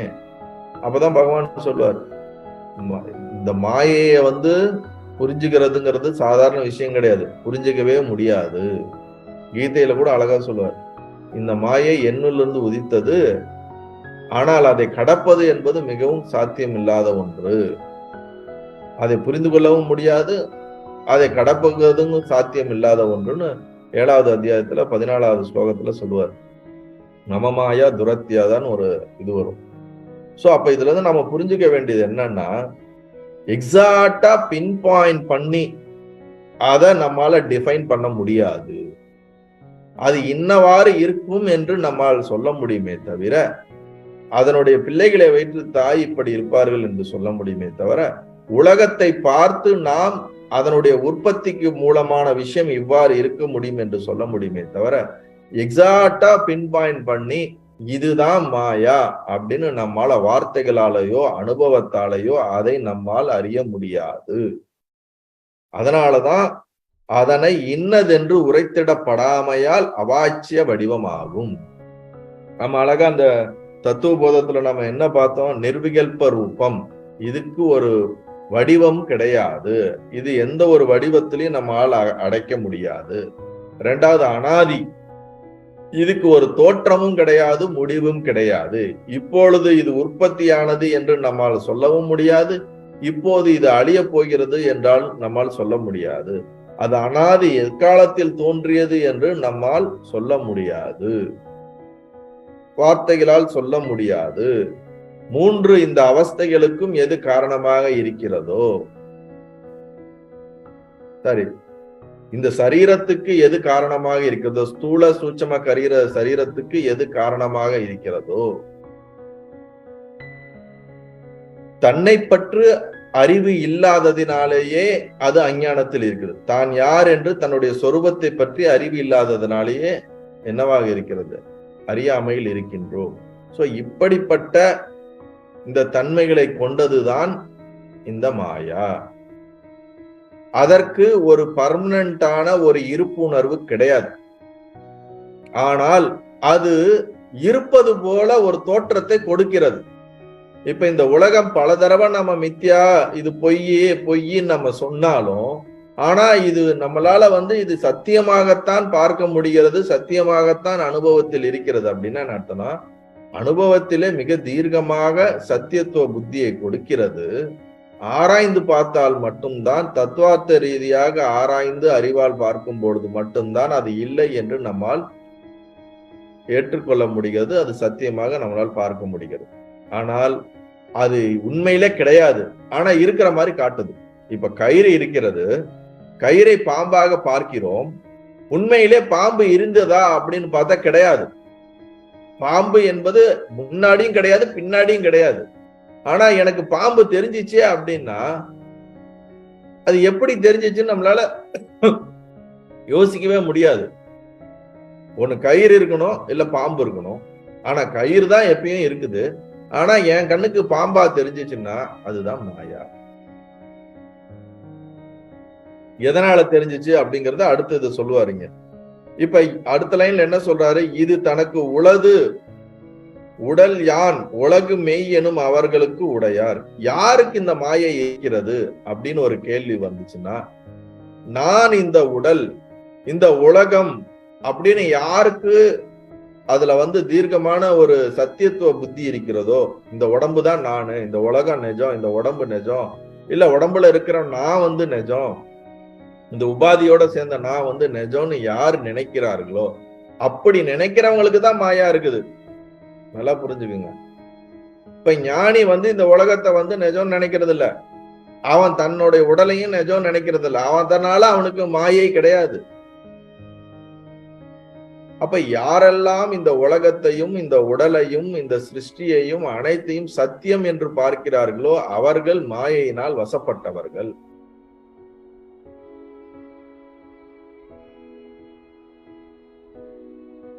அதனாலதான் நம்ம ரொம்ப தெளிவா சொல்றாங்க, பிரம்மத்தை சார்ந்து பிரம்மாச்சிரிய மாயா அப்படின்னு என்னது, பிரம்மத்துக்கு என்ன குவாலிட்டி இருக்கோ அதே தன்மைய இந்த மாயாவும் ரிப்ளிகேட் பண்றதுனால இதுக்கு ரெண்டுக்கும் உள்ள வித்தியாசம் பார்க்க முடியாம நம்மளை மயக்கி விடுகிறது தான் இந்த மாயை. இந்த மாயைக்கு தனியா சக்தி கிடையாது. சக்தினா என்னது, பிரம்மத்தை சார்ந்துதான் இதுக்கு அனைத்தும் இருக்கிறது. அதனுடைய அது அப்படியே தன்னை உள்வாங்கி கொண்டு தன்னை பிரம்மமாக வெளிப்படுத்தி கொண்டு இருக்கக்கூடிய தன்மை உடையதுதான் இந்த மாயை. பொய்யானது ஆனா சத்தியமாக காட்டுகிறது அல்லவா. சோ அதனாலதான் சொல்றாங்க, இது இன்னதென்று நம்மளால் சொல்ல முடியாது. ஆனா அது இப்படிதான் இருக்குதுங்கிறத உற்பத்தியை வைத்த காரியங்களை வைத்து நாம் கண்டுகொள்ள முடியும். அதுக்கு அடுத்த வார்த்தை சொல்றாரு, கதையில்லாத பொய் வந்தது எப்படி என்று கண்ட பேர் இளமைந்தா. இது எப்படி உருவானுச்சுன்னு யாராலுமே கண்டுபிடிக்க முடியாதுப்பா. இது வரைக்கும் யாரும் அதை கண்டுபிடிச்சு சொன்னதும் இல்லை, அதை கண்டுபிடிக்கவும் முடியாது. ஏனென்றால் அது இருந்தாதானே ஒண்ணு உற்பத்தி ஆயிருக்குன்னு சொல்ல முடியும். அது இல்லவே இல்லை, அது எப்பயுமே இல்லை. யாரோட பார்வையில? பாரமார்த்திக தத்துவத்தின் அடிப்படையில் ஞானியோட பார்வையில அது இல்லவே இல்லை. இப்ப அததான் இங்க மீன் பண்றாரு. நமக்கு இப்ப நமக்கு எல்லாமே நிச்சயமா இருக்குது, அது இருக்குதுன்னு நம்ம சொல்றோம், நமக்கு இன்னும் அது புரிபடல. இப்ப இந்த வார்த்தை யாருக்குன்னா, இல்லாத போய் வந்தது எப்படி என்று கண்ட பேர். இது எப்படி வந்துச்சுன்னு யாருமே இது வரைக்கும் பார்த்து சொன்னதே கிடையாதுப்பா. அதாவது இந்த பொருள் என்னுடைய சரீரமே, நான் என்னும் அபிமானமும் உலக சத்தியம் என்னும் மயக்கம் உடையவர்கள் மாயை உடையவர்கள். இது முன்னாடி லைனுக்கான அர்த்தம். வார்த்தைகளால் சொல்ல இயலாத மாயையை கண்டவர்கள் யாரும் இல்லை. யாராவது மாயையை பார்த்திருக்காங்களா? இதுல இன்னொரு விஷயம் என்னன்னா, உலகத்தை நம்மளால பார்க்க முடியுது. இப்ப நீங்க என்ன பாக்குறீங்க, இது வெளிப்பட்டது, இது பார்க்க முடியுது. இது வெளிப்படாததுக்கு முன்னாடி இருந்த ஸ்டேஜை யாராலும் பார்த்திருக்காங்களான்னா கிடையாது. ஆனா பிரம்மத்தை உணர்ந்திருக்காங்க, வெளி உலகத்தை உணர்ந்திருக்காங்க. இது ரெண்டும் நமக்கு இருப்புங்கிற உணர்வுக்கு உட்பட்டது. ஆனா மாயா என்பது அனுபவத்துக்கு உட்பட்டது கிடையாது. இதுலதான் ஒரு முக்கியமான விஷயம் நம்ம புரிஞ்சுக்கணும். பிரம்மங்கிறது இருப்பு, சத்தியம், அது நாமவே இருக்கிறோம், அது நம்மால உணரப்படுகிறது. அது இல்லை என்று மறுக்க முடியாத ஒரு சத்தியம். அதே போல இந்த உலகமும் நம்மால அறியப்படுகிறது, பார்க்கப்படுகிறது, அனுபவப்படப்படுகிறது. இது ரெண்டுமே ரொம்ப விசிபிளா நம்மளால எக்ஸ்பீரியன்ஸ் பண்ணப்படுது. ஆனா இது ரெண்டுக்கு நடுவுல இருக்கக்கூடிய இந்த மாயையானது அது யாராலையும் அனுபவிக்கப்படுவது கிடையாது.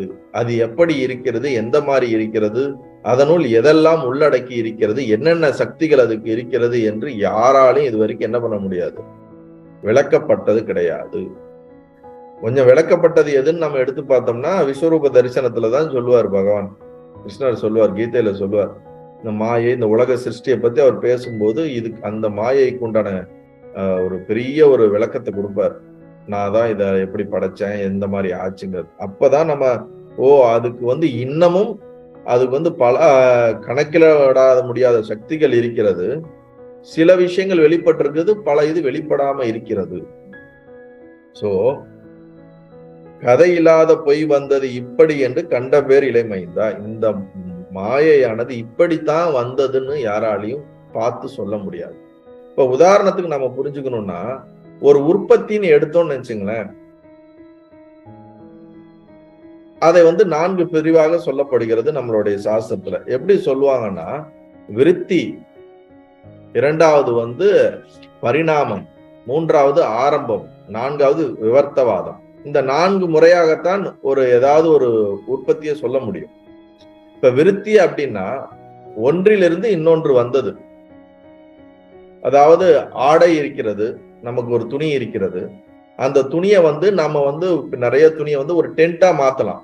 ஆடை தான் என்ன இருக்குது, டென்ட்டா, அதாவது ஒரு பெரிய ஷெட் மாதிரி நம்ம மாத்த முடியும். இது விருத்தி, இதிலிருந்து அடுத்த நிலைக்கு அது விருத்தி அடைந்ததுன்னு நம்ம சொல்ல முடியுது. பரிணாமம்னு ஒண்ணு சொல்லுவாங்க. பரிணாமம்னா என்னன்னா, பால் தயிரா மாறுவது. பால் தயிரா மாறிடுச்சுன்னா திருப்பியும் பாலா மாற முடியாது. புரியுதுங்களா? அப்ப பரிணாமம் அடைந்து விட்டது. அது போல இன்னொன்னு மூன்றாவது வந்து ஆரம்பவாதம்னு சொல்லுவாங்க. அது என்னன்னா, நூல்கள் எல்லாம் சேர்ந்து ஆடையாக மாறுவது. ஒரு நூல் ஆடையா மாறாது, பல நூல்கள் ஒன்றாக சேர்ந்து ஆடையாக மாறுவது. நான்காவது விவர்த்தவாதம், விவர்த்தத்தின் மூலியமாக சொல்வது. அது எப்படி என்றனா, கயிறு பாம்பாக தோன்றுவது. தான் இருந்து கயிறு எப்பொழுதும் கயிறாக தான் இருக்குது, ஆனா நமக்கு வந்து அது பாம்பாக தோற்றத்தை கொடு. தான் இருந்து கொண்டு ஆனால் வேறொன்றாக காட்சி அளிப்பது. சோ இந்த மாதிரி இந்த விஷயத்துலதான், இந்த மாதிரி ஏதாவது ஒரு மெத்தட்ல தான் வந்து உலக உற்பத்திக்கு இந்த மெத்தட் எல்லாம் நம்ம சொல்றோம். புரியுதா இல்லைங்களா? இந்த பூதத்துல இருந்து இந்த பூதம் வந்தது, ஆகாசத்துல இருந்து காற்று வந்தது, காற்றிலிருந்து இது வந்தது. அப்படிங்கும்போது என்ன சொல்றோம் நாம? பரிணாமம் ஒன்றிலிருந்து இன்னொன்று, இன்னொன்றிலிருந்து இன்னொன்று, பரிணாமவாதத்துக்கு நம்ம சொல்றோம். இந்த மாதிரி பல விஷயங்கள் நம்ம இப்ப விருத்திக்கு ஒண்ணு சொல்றோம். ஆடையிலிருந்து ஒரு வீடா டென்ட்டா உருவானுச்சு, அப்படி நூலிலிருந்து ஆடையாக உருவானு. இதெல்லாம் உற்பத்தியோட ஒரு கிரமம் சொல்லப்படுது. இப்படிலாம் உற்பத்தி ஆகுதுன்னு நமக்கு எஜுகேட் பண்ண முடியுது. இந்த மாதிரிதான் வந்து மாயை உற்பத்தி இப்படிதான். இதுல ஏதாவது ஒரு மெத்தட்ல போட்டு இந்த மாயை உற்பத்தி ஆயிருக்குமான்னு பார்த்தா அந்த மாதிரி நம்மளால சொல்லவே முடியல. ஏன்னா இது எப்படி உற்பத்தி ஆச்சுன்னே தெரியல.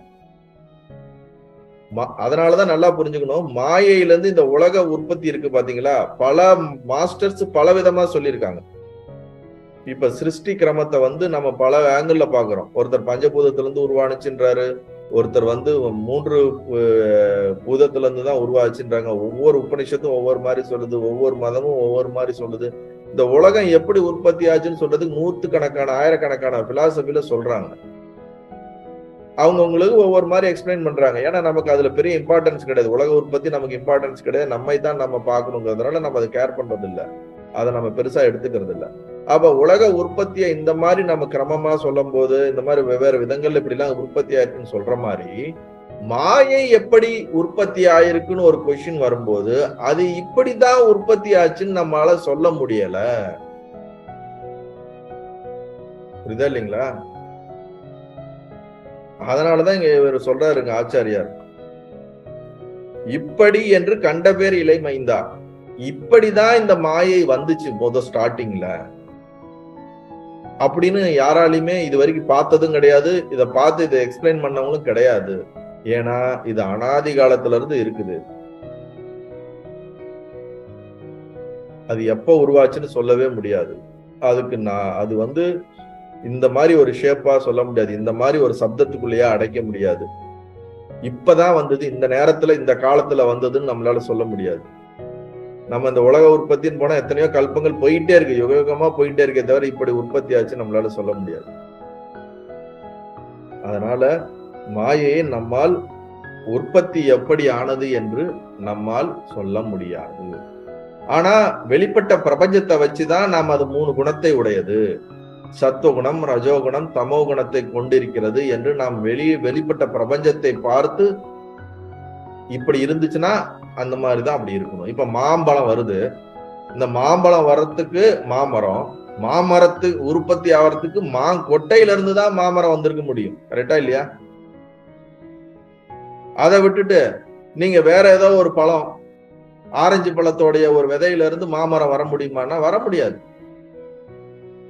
அந்த மாதிரி இந்த உலகம் வெளிப்பட்டிருக்க இந்த உலகத்தை ஆராய்ச்சி பண்ணி இதுல இருந்து உள்நோக்கி போகும்போது இந்த 3 குணத்திலிருந்து தான் இது வெளிப்பட்டிருக்க முடியும். ஏன்னா இந்த உலக சிருஷ்டி அனைத்துமே 3 குணத்துக்கு உட்பட்டு தான் இருக்கிறது என்று பின்னோக்கி பார்த்து நாம் என்ன சொல்றோம்? மாயையானது 3 குணத்தை உள்ளடக்கியது என்று சாஸ்திரமும் சொல்லுகிறது.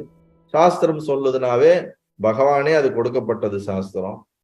ஞான புருஷர்களுடைய அனுபவம் அதுவாக இருக்கிறதுனால் நாம் அதை ஏற்றுக்கொள்கிறோம் அவ்வாறு.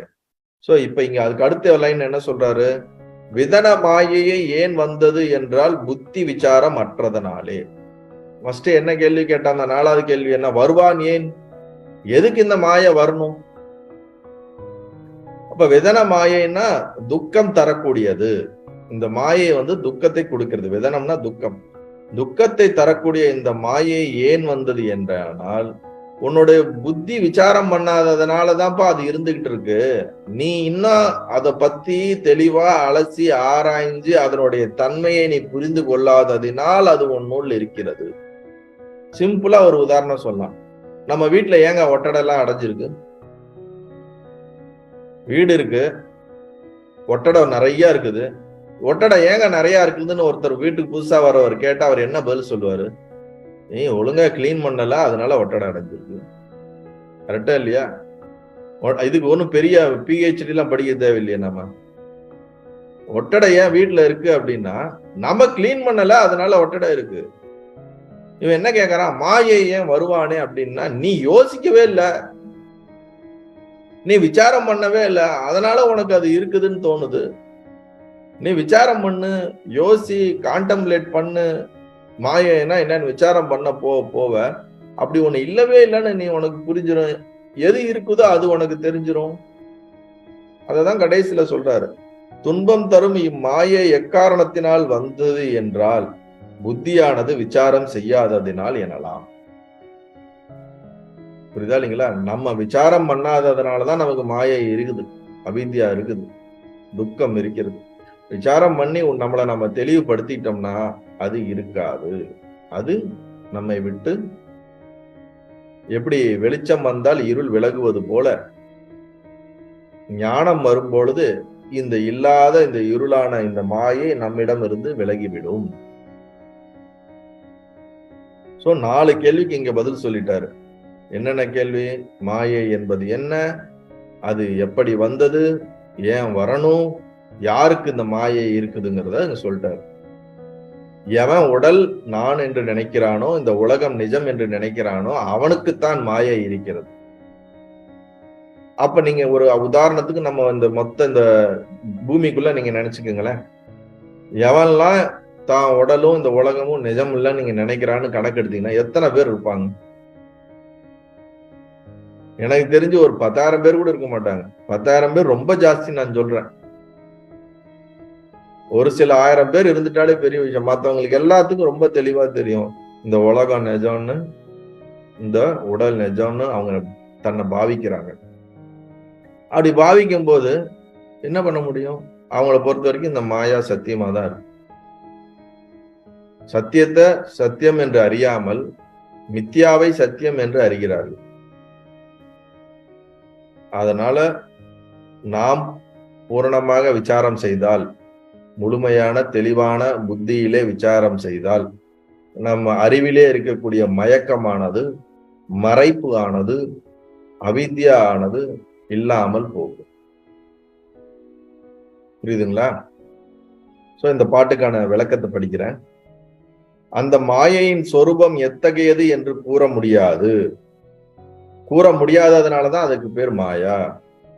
இதுக்கெல்லாம் விளக்கம் சொல்லுவாரு. இந்த ஒர்க்கே இந்த பதில வச்சுட்டே நமக்கு இன்னும் ஒண்ணு சரியா புரியலையே நீங்க நினைக்கலாம். நம்மள மாதிரியே சீடன் இருக்காருனால அவன் அடுத்து டெக்னிக்கலா இன்னும் டீப்பா கேள்வி எடுத்துட்டு போவான். அதுக்கு ஆச்சாரியர் இன்னும் தெளிவா நமக்கு விட சொல்லுவாரு. அந்த மாயை சொரூபம் எத்தகையது என்று கூற முடியாது. ஆதலால் அது அவாச்சியம், வார்த்தைகளால் விளக்க முடியாது. அவாச்சியம் என்றால் வார்த்தைகளால் விளக்க முடியாதது. இந்த பொருள் என்னுடையன, சரீரம் நான், இந்த உலகம் நான் என்னும் அபிமானம் மயக்கம் உடையவர்களே மாயையை உடையவர்கள். என்னுடைய வீடு, என்னுடைய பொருள் என்று இருந்தாலும் அது மாயையுடையவர்கள். வார்த்தைகளால் சொல்ல இயலாத மாயையை கண்டவர்கள் யாருமே இல்லை. மைந்தனே என கண்ட பேர் இல்லை மைந்தான்றாருல. கண்ட பேர் இல்லைன்னா அது யாரும் பார்த்ததில்லை. அதுக்கப்புறம் மைந்தா அப்படின்னு ஆரம்பிக்கிறார். துன்பம் தரும் இம்மாயை எக்காரணத்தால் வந்தது என்றால் புத்தியானது விசாரணை செய்யாததினால் எனலாம். புத்தியானது விசாரணை பண்ணல, அதனால வந்துடுச்சு. நல்லது. 96வது பாடல். அருவம் ஆகும் மாயாவி வித்தைகள் விளையாடும் முன் தெரியாவே, உருவம் ஆம் பல கந்தர்ப்ப சேனையாய் உதித்த பின் வெளியாகும். பிரம்ம சக்திகள் அனந்தம் ஆம், அதை கண்டுபிடித்தல் கூடாதே. பரவும் பூதங்களை கண்டு அனுமானத்தால் பலரும் வெளியாமே. இது ஒரு அருமையான ஒரு பாடல். இதுக்கு அடுத்து வரக்கூடிய 5-6 பாடல்களும் ரொம்ப முக்கியமான பாடல்கள். 96வது பாடல். அருவமாகும். அருவம்னா என்னது? கண்ணுக்கு தெரியாத, வெளிப்படாத. உருவம் என்றால் வெளிப்பட்டது, வடிவத்தை உடையது. அருவம் என்றால் வடிவம் இல்லாதது. மாயாவி வித்தைகள், மாய இந்திரஜாலம் செய்யறான் பாத்தீங்களா, மாயாவி, மேஜிஷியன். மேஜிஷியன் தான் நம்ம கண்ணுக்கு தெரியும். அவனுடைய வித்தைகள் என்ன வச்சிருக்கான்னு நம்ம கண்ணுக்கு தெரியாது. அவன் வெளிப்படுத்துறதுக்கு அப்புறம் நமக்கு தெரியும். இப்ப நீங்க ஒரு மேஜிக் ஷோல உட்காந்துருக்கீங்க, அவன் என்னென்ன மேஜிக் பண்ண போறான்னு உங்களுக்கு தெரியுமா? தெரியாது. ஆனா அவன் வெளிப்படுத்தினதுக்கு அப்புறம் தான் உங்களுக்கு தெரியும். அதுக்கு முன்னாடி வரைக்கும் அவனுடைய அந்த டெக்னிக், அவனோட வித்தைகள் அவனுக்குள்ளதான் இருக்கு. அப்ப மாயாவி இருக்கிறான், அவனுக்குள்ள என்ன வித்தைகள் இருக்குன்னு நம்மளால சொல்ல முடியாது. அதுதான் இங்க ஃபர்ஸ்ட் லைன்ல சொல்றாரு, மாயாவி வித்தைகளே விளையாட முன் தெரியாவே. நம்ம பகவான் விஷ்ணுவ மாயாவின்னு நம்ம சொல்லுவோம். ஏன்னா அவர் இந்த அண்ட சராசரனை படைச்சு இயக்கி அழிச்சு ஒவ்வொருத்தர்களுக்கும் அவங்களுக்கு தேவையானதை பார்த்து பண்ணிரு. அவர் என்ன ஏன் பண்றாரு, எதுக்கு பண்றாரு நம்மளால என்னவே பண்ண முடியாது, ஒன்னும் கணிக்க முடியாது. என்னென்னலாம் சக்திகள் இருக்கு, எதெல்லாம் பண்ண போறாரு, எப்படி எல்லாம் வெளிப்படுத்த போறாரு, நம்மளால பகவானுடைய இதை அறிய முடியாது. ஆனா எல்லா சக்திகளும் உடையவர். அதனாலதான் அதுக்கு என்ன சொல்றோம், மாயாவின்னு சொல்றோம். மாயா வித்தைகள் வெளிப்படுத்துறதுக்கு முன்னாடி தெரியாது. உருவம் ஆம் பல கந்தர்ப்ப சேனையாய் உதித்த பின் வெளியாகும்.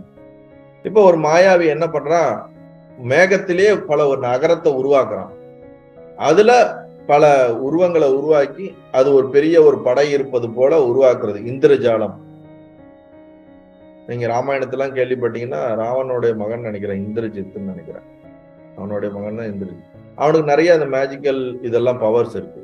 திடீர்னு கீழே இருந்து சண்டை போடுவானா, திடீர்னு மேகத்துக்குள்ள போய் மறைஞ்சிக்குவானா, திரும்பி மேகத்துக்குள்ள ஒரு சேனையை உருவாக்கி அதுல இருந்து கீழே சண்டை போடுவானா. இந்த மாதிரி நிறைய அந்த கதைகள்ல வரும்.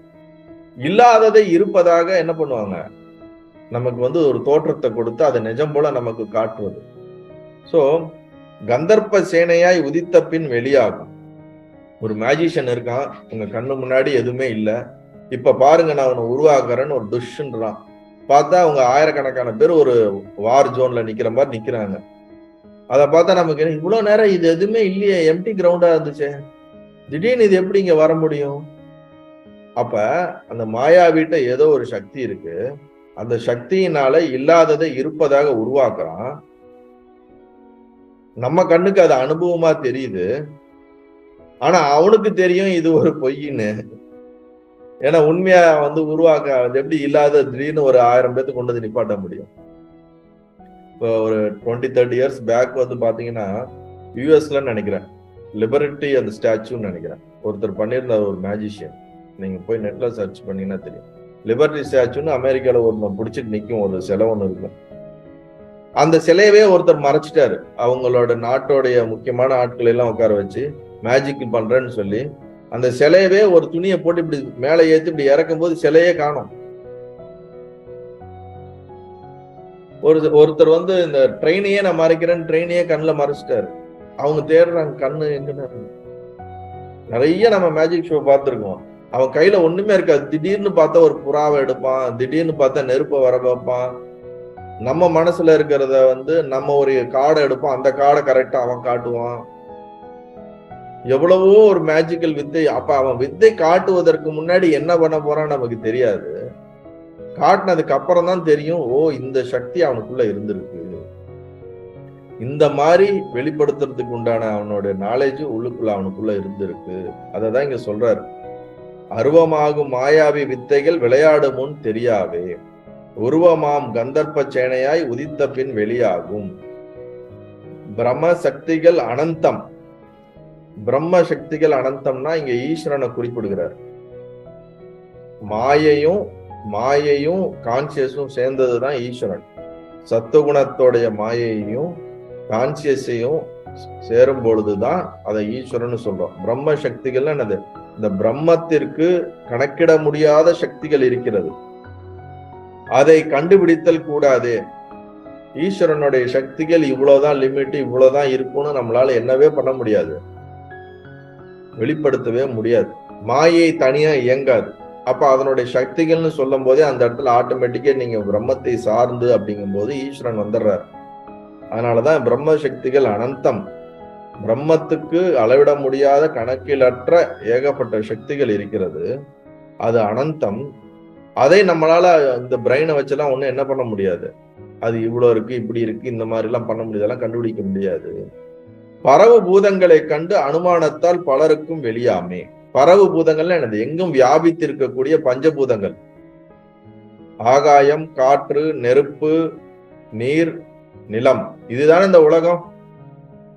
இந்த உலகம் வெளிப்பாடியா இருக்கக்கூடிய பரவு பூதங்களை கண்டு வெளியாகியிருக்கக்கூடிய இந்த பிரபஞ்சத்தை பார், இது எப்படி உருவானது என்று ஆராய்ச்சி செய்து இதனை விசாரம் செய்து இதிலிருந்து யூகத்தினால் அனுமானம்னு என்னது? அனுமான பிரமாணம், பிரத்யக்ஷ பிரமாணம், அனுமான பிரமாணம், ஆகம பிரமாணம் என்று நாம் சொல்லி இருக்கின்றோம்.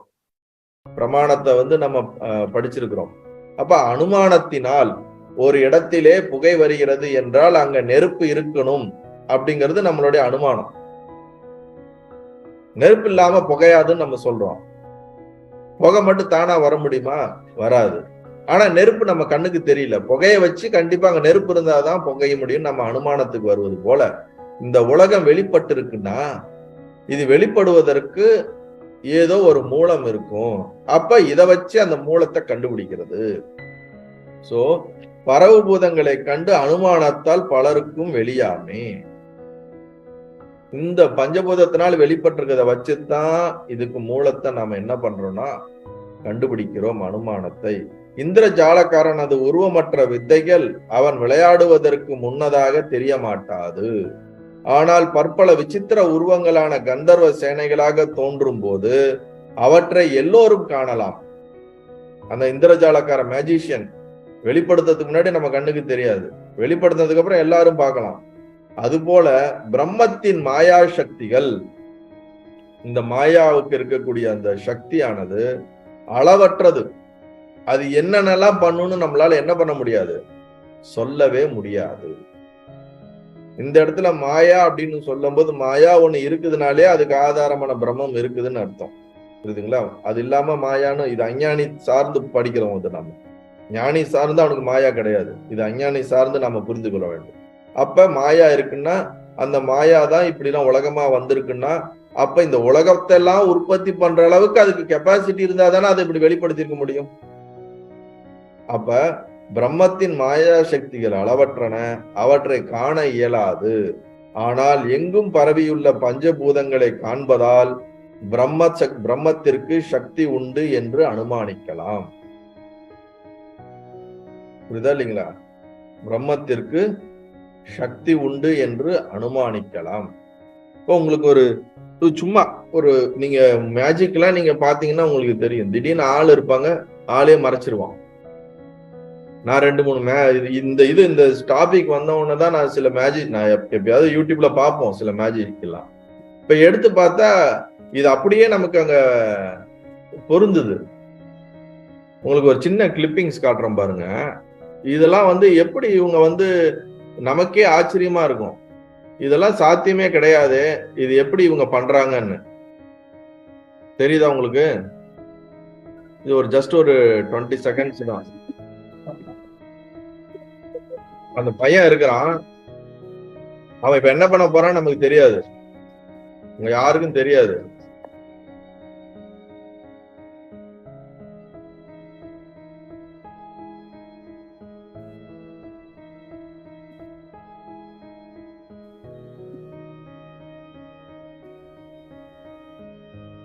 அந்த குச்சிக்குள்ள போய் மறைஞ்சிட்டான். திருப்பியும் பாருங்க.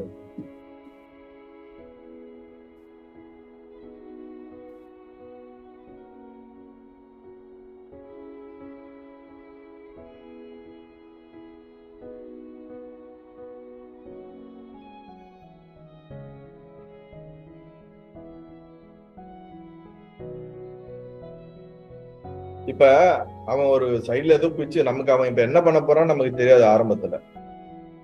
அப்ப அவன் ஒரு மாயாவின்னு வைத்துக் கொள்வோமே, அவனுக்கு என்ன சக்தி இருக்குன்னு நமக்கு தெரியாது. அவன் இப்ப என்ன பண்ண போறான்னு நமக்கு தெரியாது. ஆனா அவன் பண்ணதுக்கு அப்புறம் தான் தெரியுது, ஓ இந்த சக்தி இவனுக்கு இருக்குது போல இருக்கு. அப்ப கம்ப்ளீட்டா அது எக்ஸ்பிரஸ் ஆனாதான் இதுக்குள்ள இவ்வளவு விஷயம் இருக்குதுன்னு நம்மளால கண்டுபிடிக்க முடியுது, அனுமானிக்க முடியுது. ஆனா இப்ப நம்ம கண்ணுக்கு வந்து இது நிஜமா தெரியுது, என்னடா ஆள் இருந்தா அந்த குட்டி பையன் திடீர்னு காணாமே நினைக்கிறோம். இது சீக்ரெட், பிஹைண்ட் த சீக்ரெட் நமக்கு தெரியாது. நமக்கு இது பெரிய ஆச்சரியமா நமக்கு தெரியுது. ஆனா இதோட சீக்ரெட் தெரிஞ்சிச்சுன்னு வச்சுங்களேன், நமக்கு ஒரு மேஜிக்காவே இருக்காது, ஒரு ஆச்சரியமாவே இருக்காது. அது போல இந்த சிருஷ்டியோடைய சீக்ரெட்ஸ் நமக்கு தெரியாததுனால நமக்கு இது மேல ரொம்ப ஒரு ஆச்சரியமாவும் ஒரு பெரிய சத்தியத்துவ புத்தியும் தருறோம். இந்த மாதிரி நிறைய இருக்குது. இப்ப பாத்தீங்கன்னு வச்சுங்களேன், இன்னும் 2-3 நான் நோட் பண்ணி வச்சிருக்கேன். இப்ப அந்த பெண் இருக்காங்க, பக்கத்துல ஒரு மேஜிஷியன் இருக்கான். அந்த பெண் போட்டிருக்க ட்ரெஸ்ஸ பாருங்களேன். இப்ப இவன் என்ன பண்ண போறான்? ஏதோ ஒரு மேஜிக் பண்ண போறான். கம்ப்ளீட் ட்ரெஸ்ஸே மாத்திட்டான். எப்படி ஒரு செகண்ட்ல இது மாத்த முடியும்? அப்ப அவன் ஏதோ ஒரு அங்க ஒரு ட்ரிக்க யூஸ் பண்றான். இப்ப இது பாருங்க, ஒருத்தன் நிக்கிறான்,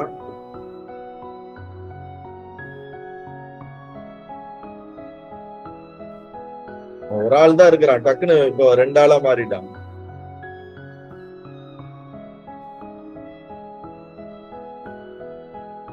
இப்ப இன்னொரு ஆள் இருக்கிறான், அவனுக்குள்ள கைய விட்டு அவன் இது பண்ணுவான். இன்னொரு ஆளோட அந்த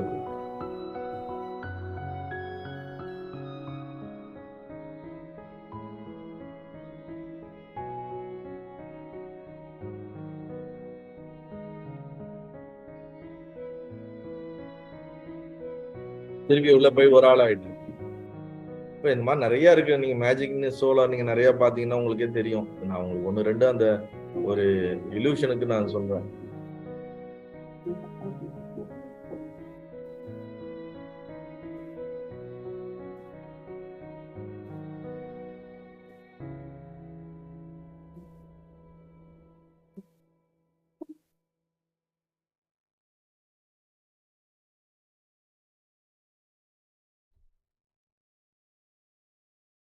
அந்த இதையே காணாம போயிடும். இப்ப பாத்தீங்கன்னா அந்த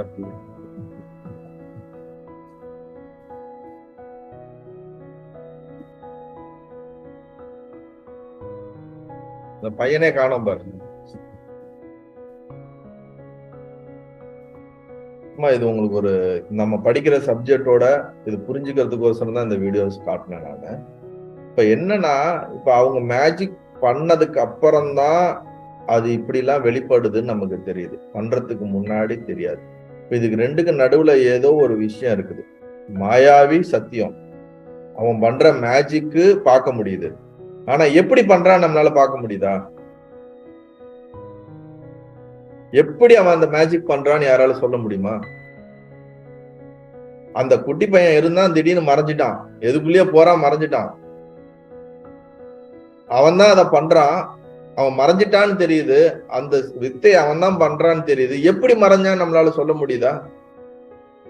இல்ல.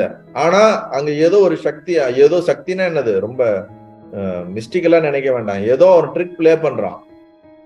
அதே மாதிரிதான் ஈஸ்வரன் இருக்கிறான், பிரம்மம் இருக்குது. அது வெளிப்படுத்தக்கூடிய உலகமான இந்த மாயையால உற்பத்தி ஆகிற இந்த உலகத்தை பார்க்கிறோம். உலகத்தை நம்மளால பார்க்க முடியும், பிரம்மத்தை பார்க்க முடியும். 2க்கும் நடுவுல இருக்க மாயாவை நம்மளால என்ன பண்ண முடியாது, அண்டர்ஸ்டாண்ட் பண்ணிக்கவே முடியாது, புரிஞ்சுக்க முடியாது. அததான் அடுத்த பாடல்ல சொல்லுவாரு. காரியங்களும்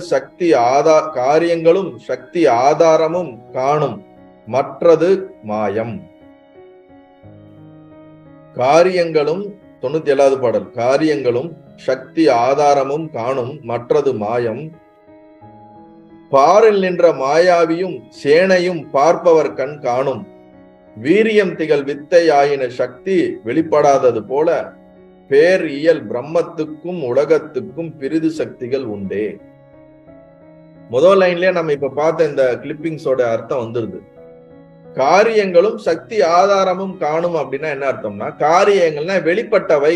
இந்த உலகம், இந்த பஞ்சபூதத்தனான உலகம், உங்களை நான் பாக்குறேன், என்ன நீங்க பாக்குறீங்க, இது நம்மளால பார்க்க முடியுது. அதே மாதிரி ஆதாரமும், சக்தி ஆதாரமும் அப்படின்னா, இந்த மாயா சக்திக்கு எது ஆதாரமா இருக்கக்கூடிய, இந்த காரியங்களுக்கெல்லாம் எது ஆதாரமா இருக்கக்கூடிய பிரம்மத்தையும் நம்மளால என்ன பண்ண முடியும்? we can understand, we can அனுபவிக்க முடியும், அது உணர முடியும். புரியுதுங்களா? ஆனால் அதுதான் சொல்லியிருக்காரு, மற்றது மாயம். அப்படின்னா என்னது? பிரம்மத்தை புரிஞ்சுக்கலாம், உலகத்தை நம்ம இப்படி இருக்குன்னு புரிஞ்சுக்கலாம். இது எப்படி இதுக்கு ரெண்டுக்கு நடுவுல இருக்கிற விஷயத்த நம்மளால புரிஞ்சுக்கவே முடியாது. அதனாலதான் நம்ம கேள்வி கேட்டுட்டே இருக்கிறோம், ஏன் உலகத்தை இப்படி படைச்சாரு, ஏன் ஒருத்தங்களுக்கு நல்லது பண்றாரு, ஏன் ஒருத்தங்களுக்கு கெடுதல் பண்றாரு, ஏன் ஒருத்தங்களுக்கு எல்லாம் பட்னியில போடுறாரு, ஏன் ஒருத்தங்களுக்கு நோயை கொடுக்குறாரு.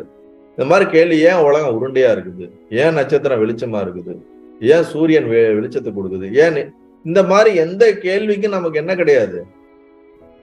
ஏன் சூரியன் இப்படிதான் சுத்தணுமா, ஒரு நாள்ல பூமி அதை சுத்தி நீள்வட்ட பாதையில தான் சுத்தணுமா, 9 கோள்கள் தான் இருக்குதா, ஏன் இது இப்படி படைப்பை பத்தி நம்ம கேள்வி கேட்டுக்கிட்டே போனோம்னா எந்த கேள்விக்கும் நமக்கு ஒரு ஸ்ட்ராங்கான ஒரு அப்சல்யூட்டான ஆன்சர் வரவே வராது. ஈவன் இந்த சயின்ஸ் தேடிக்கிட்டே இருக்கிறாங்க, இவங்க கண்டுபிடிச்சாலே இவங்களுக்கு ஆன்சர் வராது. அவங்களும் ஒரு யூகத்தை வைக்கிறாங்க, அந்த யூகம் அப்டேட் ஆகிட்டே போகுது. அவங்களுடைய சயின்ஸ் கூட இயர்ஸ் டுகெதர்ல மல்டிபிள் அப்டேஷனுக்கு போயிட்டாங்க. அவங்க இன்னும் அப்டேட் ஆகிட்டே போவாங்க, இன்னும் இயர்ஸ் போக.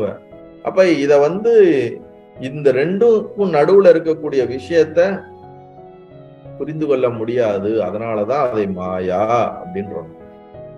சோ இப்ப நமக்கு தெரியுது, இந்த உலகம் தெரியுது. நான் இருக்கிறேனா அப்படின்னா இருக்கிறேன், அது மறுக்க முடியாது. அது பிரம்மமா இருக்கிறேங்கிறது அது சத்தியம். மேபி நமக்கு இப்ப புரியலனா கூட புரிஞ்சவங்க சொல்றாங்க நான் இருக்கிறேங்கிறது சத்தியம், உலகமும் வெளியே இருக்குது. அப்ப ரெண்டுமே நம்மால் அறிய முடிகிறது. ஆனா இது ரெண்டுக்கும் கயிறு இருக்கிறது சத்தியம், கயிறு பாம்பா தெரியறது நமக்கு தெரியுது.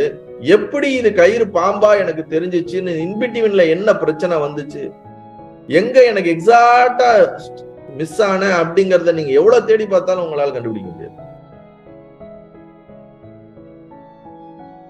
இப்ப நீங்க உட்காந்துட்டே இருக்கிறீங்க, கண்ணை அசந்து தூங்கிடுறீங்க, கனவுக்கு போயிடுறீங்க. எப்ப நான் எக்ஸாக்டா கனவுக்குள்ள போனேன்னு உங்களால பிடிக்கவே முடியாது.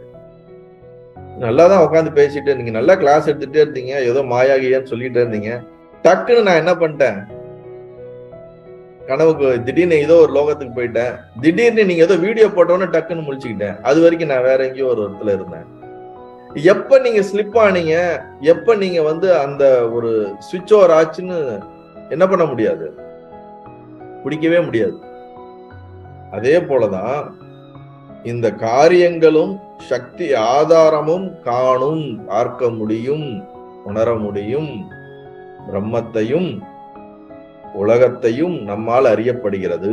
ஆனால் மாயையானது அறியப்பட மாட்டாது, தெரிந்து கொள்ள முடியாது, பார்க்க முடியாது. இது இப்படித்தான் என்று அதனை நாம் அறிய முடியாது.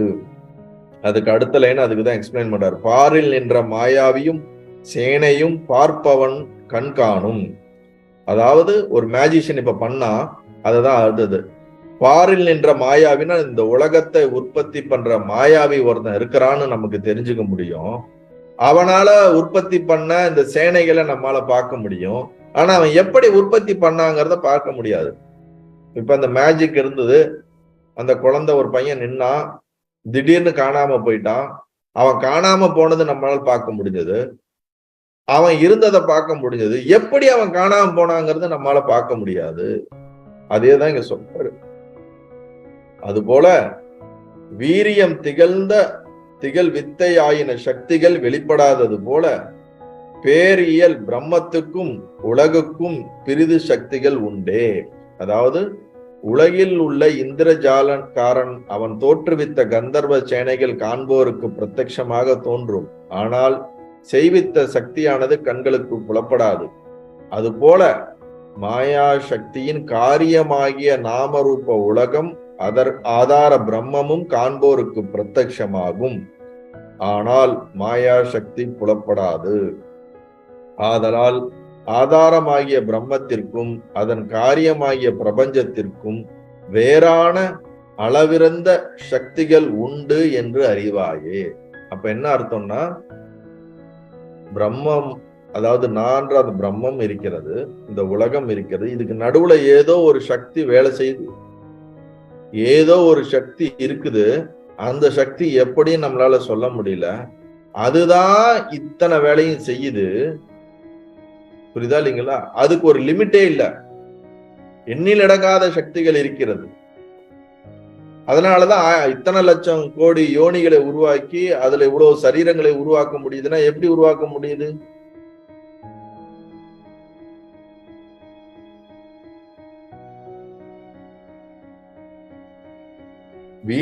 வீரியம் திகழ் வித்தை ஆயின சக்தி வெளிப்படாதது போல, ஒரு விதையில ஒரு பெரிய மரத்தை உருவாக்கி ஆயிரக்கணக்கான பழங்களை உருவாக்கி வருடத்திற்கு பலாயிரக்கணக்கான பழங்களை உருவாக்கக்கூடிய சக்தி இருக்கிறது. எதுக்கு? ஒரு விதைக்கு. ஆனா அந்த விதையில இருக்கிற வீரியமானது வெளி தெரியாது. அதான் இங்க போட்டுக்க, வீரியம் திகழ் வித்தை ஆகின சக்தி வெளிப்படாதது போல இந்த பிரபஞ்சம் வெளிப்பட்டு, இந்த ஒரு பிரபஞ்சம் இல்ல, நம்ம இருக்கிற இந்த ஒரு கேலக்சி கிடையாது, ஆயிரக்கணக்கான கேலக்சி இருக்குது, கோடிக்கணக்கான கேலக்சி இருக்குது, கோடிக்கணக்கான பிரபஞ்சங்கள் இருக்கிறது. நம்ம ஒரு பூமியில இருக்கிறோம், மேல 7 லோகம் கீழே 7 லோகம்ன்றாங்க. அந்த மாதிரி பலாயிரக்கணக்கான லோகங்கள் இருக்கிறது. நீங்க இதுக்கெல்லாம் பாத்தீங்கன்னா கோட்ஸ் நீங்க ராமருக்கு வசிஷ்டர் சொன்னதுதான் எடுக்கணும். அதுல நிறைய கதைகள் வரும் யோக வசிஷ்டத்துல.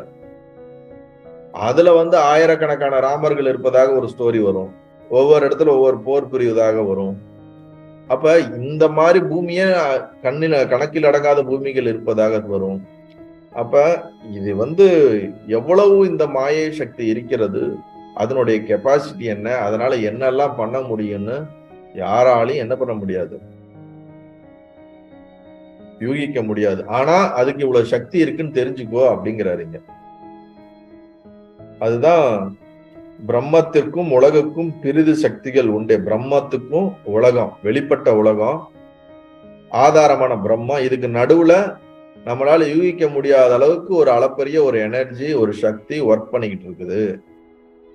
அததான் நம்ம மாயான்றோம். அந்த சக்தி தான் இதை அனைத்தையும் உற்பத்தி பண்ணி இதெல்லாம் பண்ணிக்கிட்டு இருக்குது. ஆனா அந்த சக்தி இயங்குறதுக்கே பிரம்மம் வேணும், அது இல்லாட்டி அது இயங்காது. அதனாலதான் அது ரெண்டையும் சேர்த்து ஈஸ்வரன் நம்ம சொல்றோம். சோ 97வது பாடல் இதனோடு முடிகிறது. உலகில் உள்ள இந்திரஜாலகாரனுக்கும் அவன் தோற்றுவித்த கந்தர்வ சேனைகளும் காண்போருக்கு பிரத்யட்சமாய் தோன்றும், ஆனால் அதனை செய்வித்த சக்தியானது கண்ணுக்கு புலப்படாது. அதான் சொல்றாரு.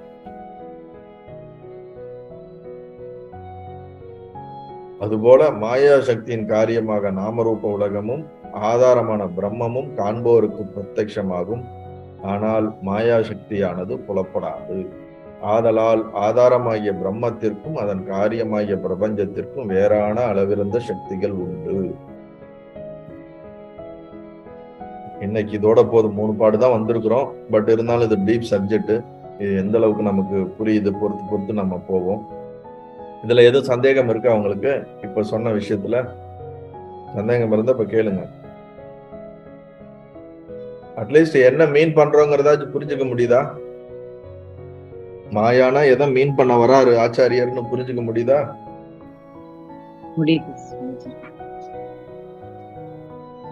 இவர் ஃபுல்லா அடுத்த 2-3 இதுல அந்த மேஜிக்கல் சார்ந்த அந்த மித்யா இந்திரஜாலக்காரனை வச்சு தான் எக்ஸ்பிளைன் பண்றாரு. ஏன்னா அதுதான் ரொம்ப எளிதா நம்மளால புரிஞ்சுக்க முடியாது.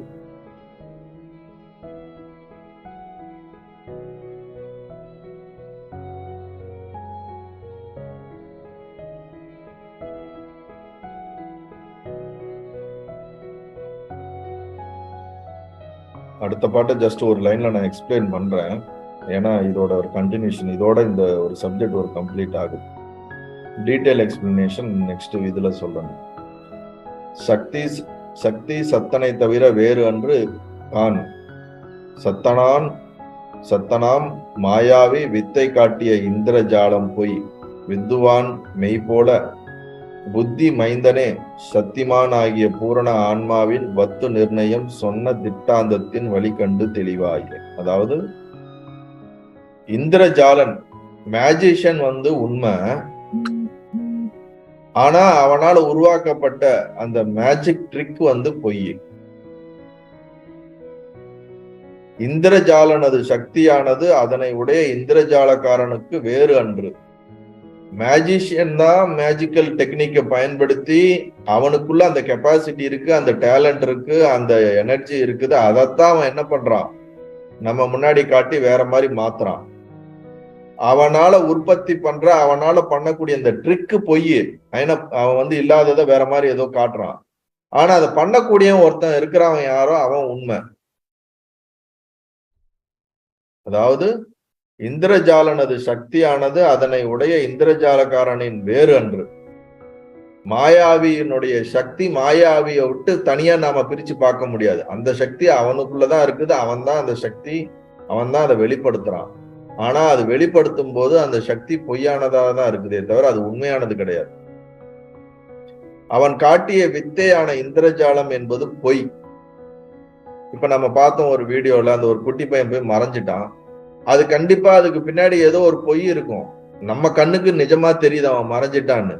ஆனா அவனுக்கு தெரியும், அவனுக்கு அந்த டெக்னிக் தெரியும், அது ஏதோ பண்ணி நம்ம கண்ணுல மறைச்சிட்டாங்க. ஆனா அந்த பண்ணவன்ங்கிறவன் உண்மை, அவன் பண்ண டெக்னிக் பொய்.